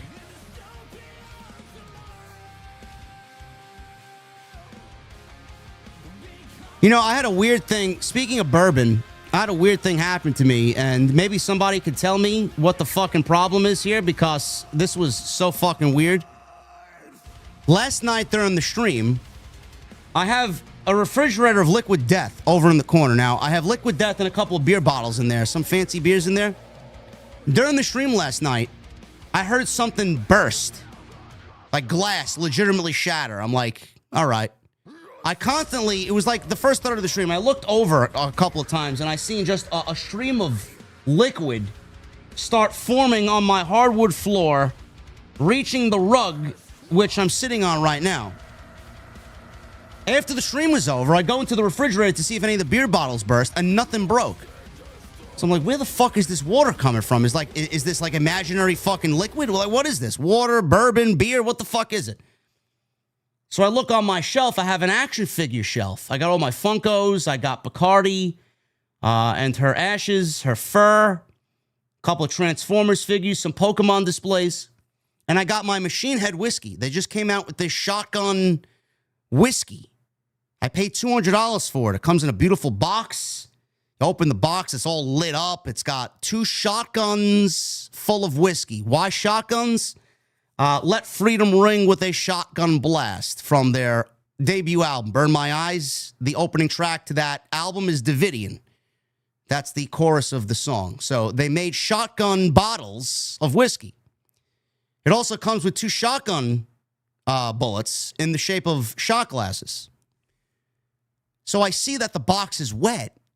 So I take the box off the shelf. I open the box up. One of the shotguns is completely missing whiskey. One of the shotguns legitimately, while sitting on my shelf, burst. And I don't know why. It's not overly hot in this room. I always have some air circulating in here. I got a window open. I got a fan going at all times. And one of the fucking glasses burst. One of the bottles burst. And I don't know why. I don't know if my room is haunted. It was just sitting on the fucking display. I had it sitting there for 3 weeks. All of a sudden it burst. Now, I don't know if it's a weather thing or if there was like a malfunction in the fucking way the glass was designed.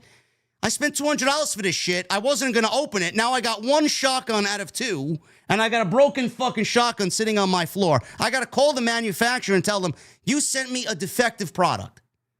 That pisses me the fuck off. Seriously. It's got to be, Romulus says bad engineering. It's got to be the way the glass is designed, right?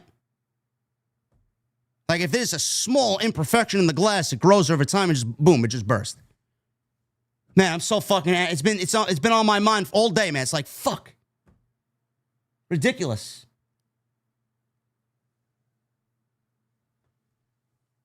Kind of. Now I got to order a second one, so now the one that I do have, I could drink it and actually taste it, and the one I do order, I'll put it on display somewhere. I don't know. Anyway, that's my story. That happened last night. As if any of you guys fucking cared over here. Who else do we got here, man? Let's, Phantom, thank you. Ryan, thank you. Triple H doesn't deserve the criticism for Rock's failure. Yes, he does. Night 1 was not good. So we're going to give him all the criticism that he needs. Ness Coney with a $5 super chat. My IWC guy is a better writer than WWE created because that main event pales in comparison to the storyline that JD created based on simple common fucking sense. It's like they're afraid to take risks, bro. They gotta wait for the right moment. It's WrestleMania. It's the right moment now. Doc Doc Proc with the $4.99. Triple H and the roster love to shit on the IWC, but we seem to come up with better storylines than they do.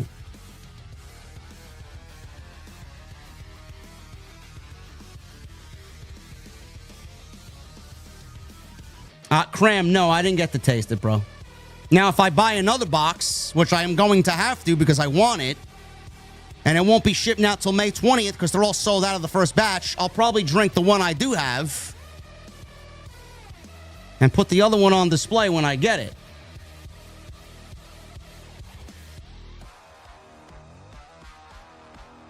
Yes, Grok could have probably wrote a better storyline for sure. Best in the world, Matt with a $5 super chat. Hate to give Dave Meltzer any credit, but he was right when he called The Rock not being at Mania all those months ago. He got it right. A broken clock is right, what, twice a day? Daniel Dixon. Rock using politics is my viewpoint with a $1.99. Can't get any more political than The Rock. Soundwave 80s with a $4.99. Hulk Hogan ruined WrestleMania 8, and I wonder why he left WWF on that same year.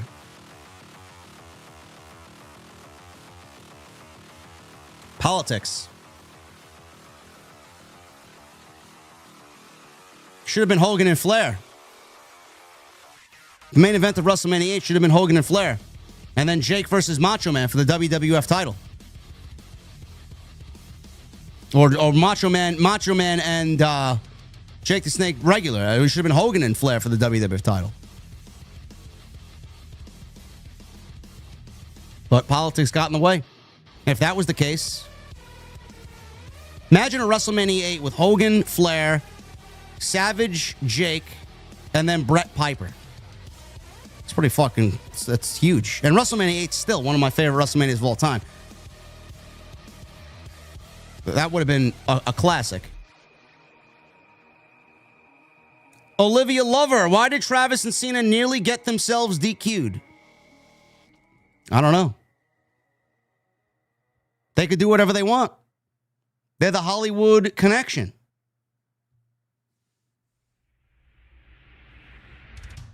Beast Comatose with this $2.79. I would have been fine if Seth screwed Cody over. Me too.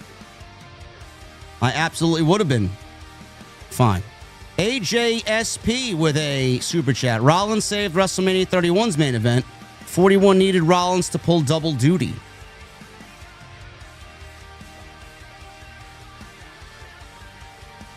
M. James, $5 super chat. As a Cena fan, and the fact that this was his final WrestleMania match, that's what, to me, most is disappointing. Fuck Travis Scott. Get that clown off our TVs. Yeah, man, if you're a fan of John Cena, I know you guys are disappointed in this, too. You gotta be. Doc Proc with a $5 super chat. All they had to do was have Rock come out while the ref was down. Rock bottom Cody. But nah, this is what we get. Travis Scott dragging the ref. Man, Doc Proc is fucking pissed. Ryan Fairburn with a $2 super chat. Don't believe any of that bullshit. Fuck Rock.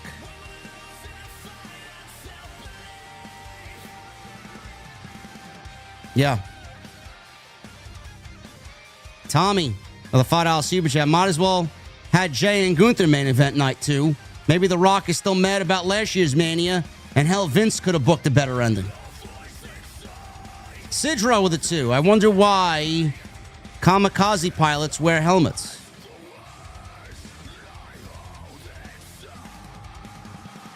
I wonder why do kamikaze pilots wear helmets?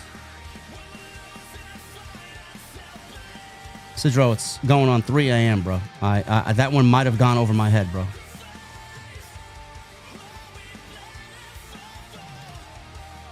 I'm ready to fall asleep right here.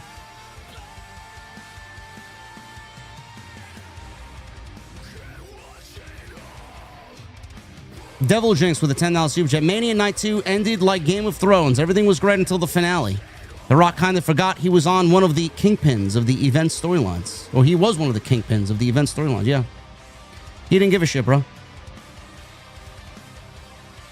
Notorious QJD with a 10. Dwayne, you bald fraud.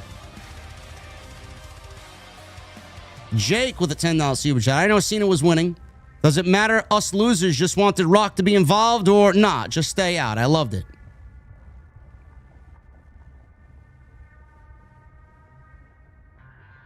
Doc Brock with the $4.99. The match itself was whatever, but what boggles my mind is how Rock was an integral part of the storyline and we never got a payoff.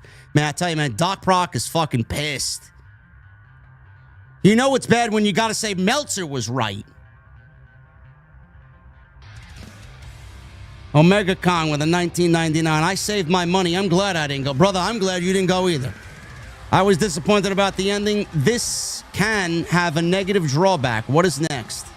Brother, I don't know. You know, honestly, it's Monday Night Raw after WrestleMania. I can tell you, honestly, from me to you, I'm not excited. I'm not. I'm not excited for anything, really. Zeno Zero with a $10 super chat. So Rock just shows up when he wants, but when it matters most, he ghosts. Cena hasn't won a match in 6 years, and that's how he wins. Who wrote this? Someone grab him. JD, don't let him get away.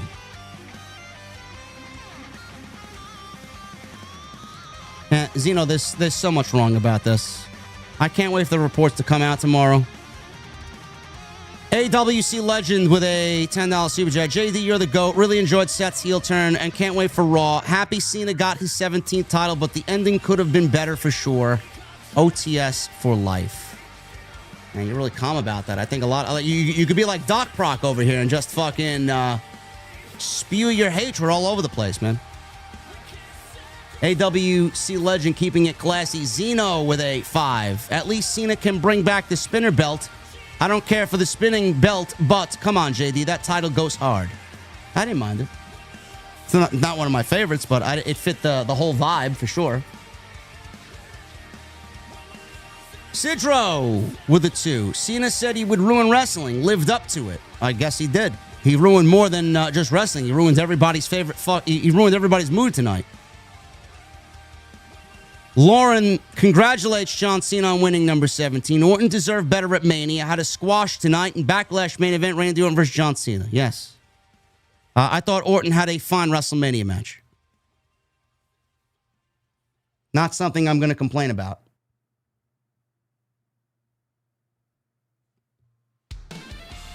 Major with a $1.99. I don't like how they just buried the ref. No DQ.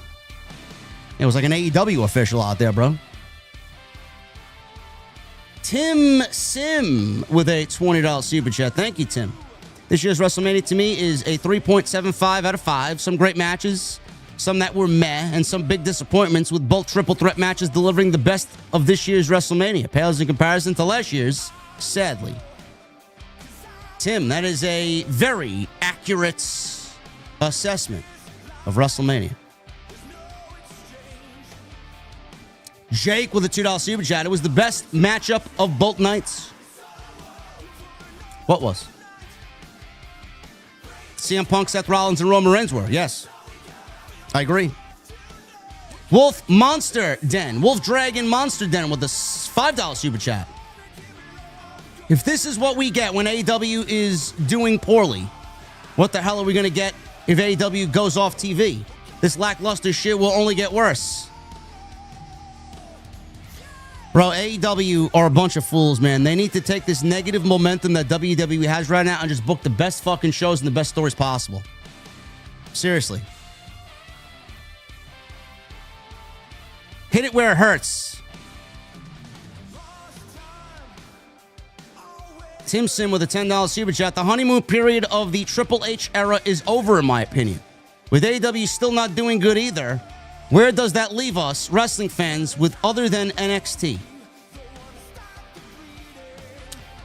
Tim, it's leaving us hoping that with each week we get something that we like and something that makes sense. It doesn't feel like it did even 12 months ago. Jake with a $2 super chat. EO always made sense. The others didn't. Hidden Network. Highlight of the weekend, Booker T. Yeah. And yes, I'm cautiously optimistic post-Mania after that garbage of a main event. Bro, if I was in commentary too, I'd be acting like that to Stephanie Vaquer as well.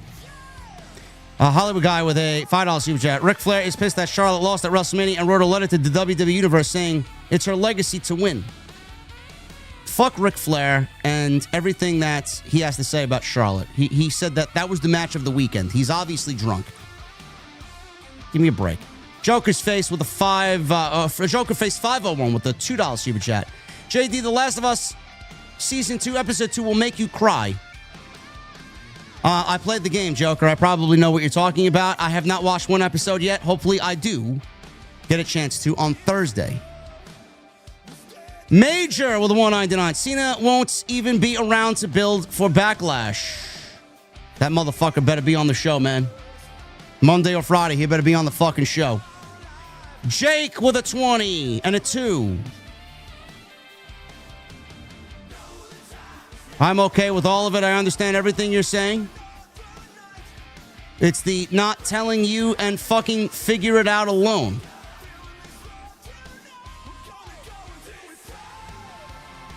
Jake then says, I'm Pat's brother. Relax. Pat who, bro? Pat McAfee? I'm okay with all of it. I understand everything you are saying. It's the not telling you and fucking figure it out alone. I don't know, bro. You can't do what The Rock did to the fans and get away with it, bro. Whatever they did tonight is inexcusable. And who's Pat, bro? You got to let me know who Pat is. Who's Pat?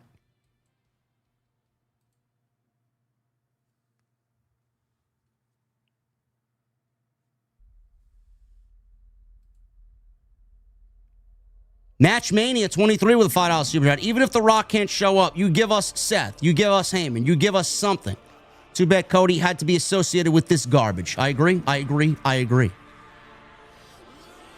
GMCU with a super chat. The same one who buried the Wyatts at WrestleMania 32, who almost fucked up last year's WrestleMania, and now he fucks up this WrestleMania. The Rock is a problem to the business.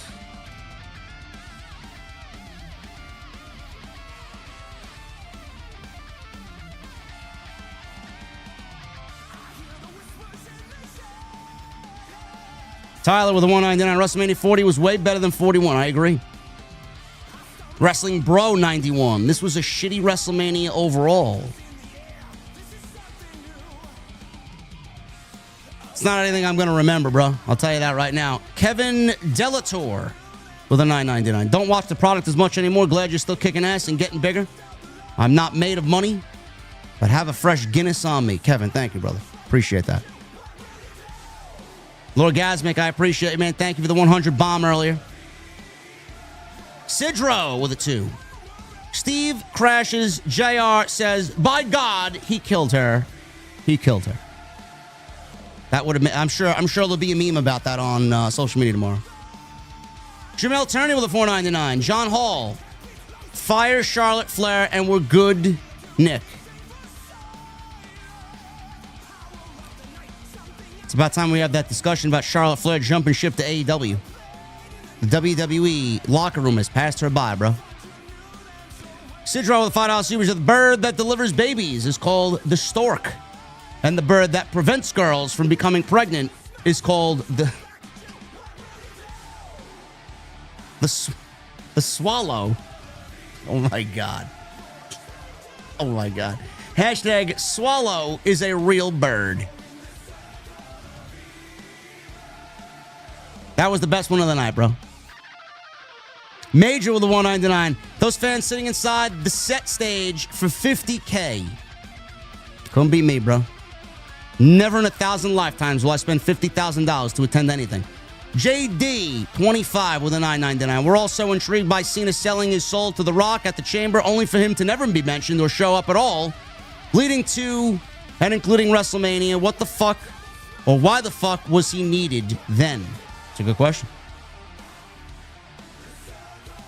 Paul Vincent Lim. Worst ending for a WrestleMania in some time, says Paul Vincent. Captain Solo with a 5. They got to give it a rest with these damn rappers. They're going to turn a lot of people off. Stop pandering to the dummy generation. That's why I was so proud that Kerry King showed up today, man, and that Machine Head was placed in a fucking video package with CM Punk, Seth Rollins, and Roman Reigns.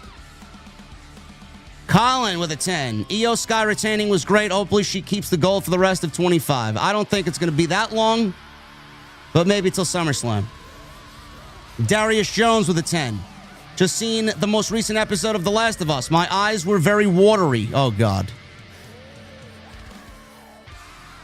Oh, man, I can't wait to watch. Major with a 199. So Meltzer was right after all. Rock didn't show up. Yeah, he was. Meltzer was right. Toye nice with a 2. Main event needed some Blue Chew. It went limp. It did. Very limp. William Sweeney with a 199. Where does Cody fall? I don't know where Cody goes. No idea where Cody goes. They better be cooking something good up for Backlash. I tell you this right now. Cody Snyder with a 5. JD, please keep cooking in the OTS kitchen. Brother, we're cooking every night. Joker Face 501 with a 199. Cena had a better match with Stardust on Raw. Well, that's when Cena was younger. Now Cena doesn't even look like he can work anymore. Alexander G with a super chat. JD, didn't Cena need The Rock to get Travis and win? Is that why he sold his soul, so he could use the services of Travis Scott? It's a terrible deal, if you ask me. Scorpio 1117 with a $5 super chat. So WWE bought AAA, huh? Do you know who is the AAA world champion? Alberto Del Rio. He's coming back. Brace yourselves. I hope not. I hope not. Soundwaves meant WrestleMania 9, not WrestleMania 8. Okay. WrestleMania 8 was still a very good WrestleMania, in my opinion. We're rounding up here. RJ Nichols with a 2. New Orleans needs JD at Mania next year. Do you? If you guys can find me a great place where I could do my post show and sit there for 4 hours on both nights, then maybe I'll think about coming. Rafael DeLuna with a 2. Wanted Cena to win, and I still feel nothing. Barlow 666 with an Australian 20. Do you think this was comparable to WrestleMania 39? No. No, I do not. And Sidro with a 2. Cena on post. Tomorrow on Raw, I ruin wrestling. Is that what he said?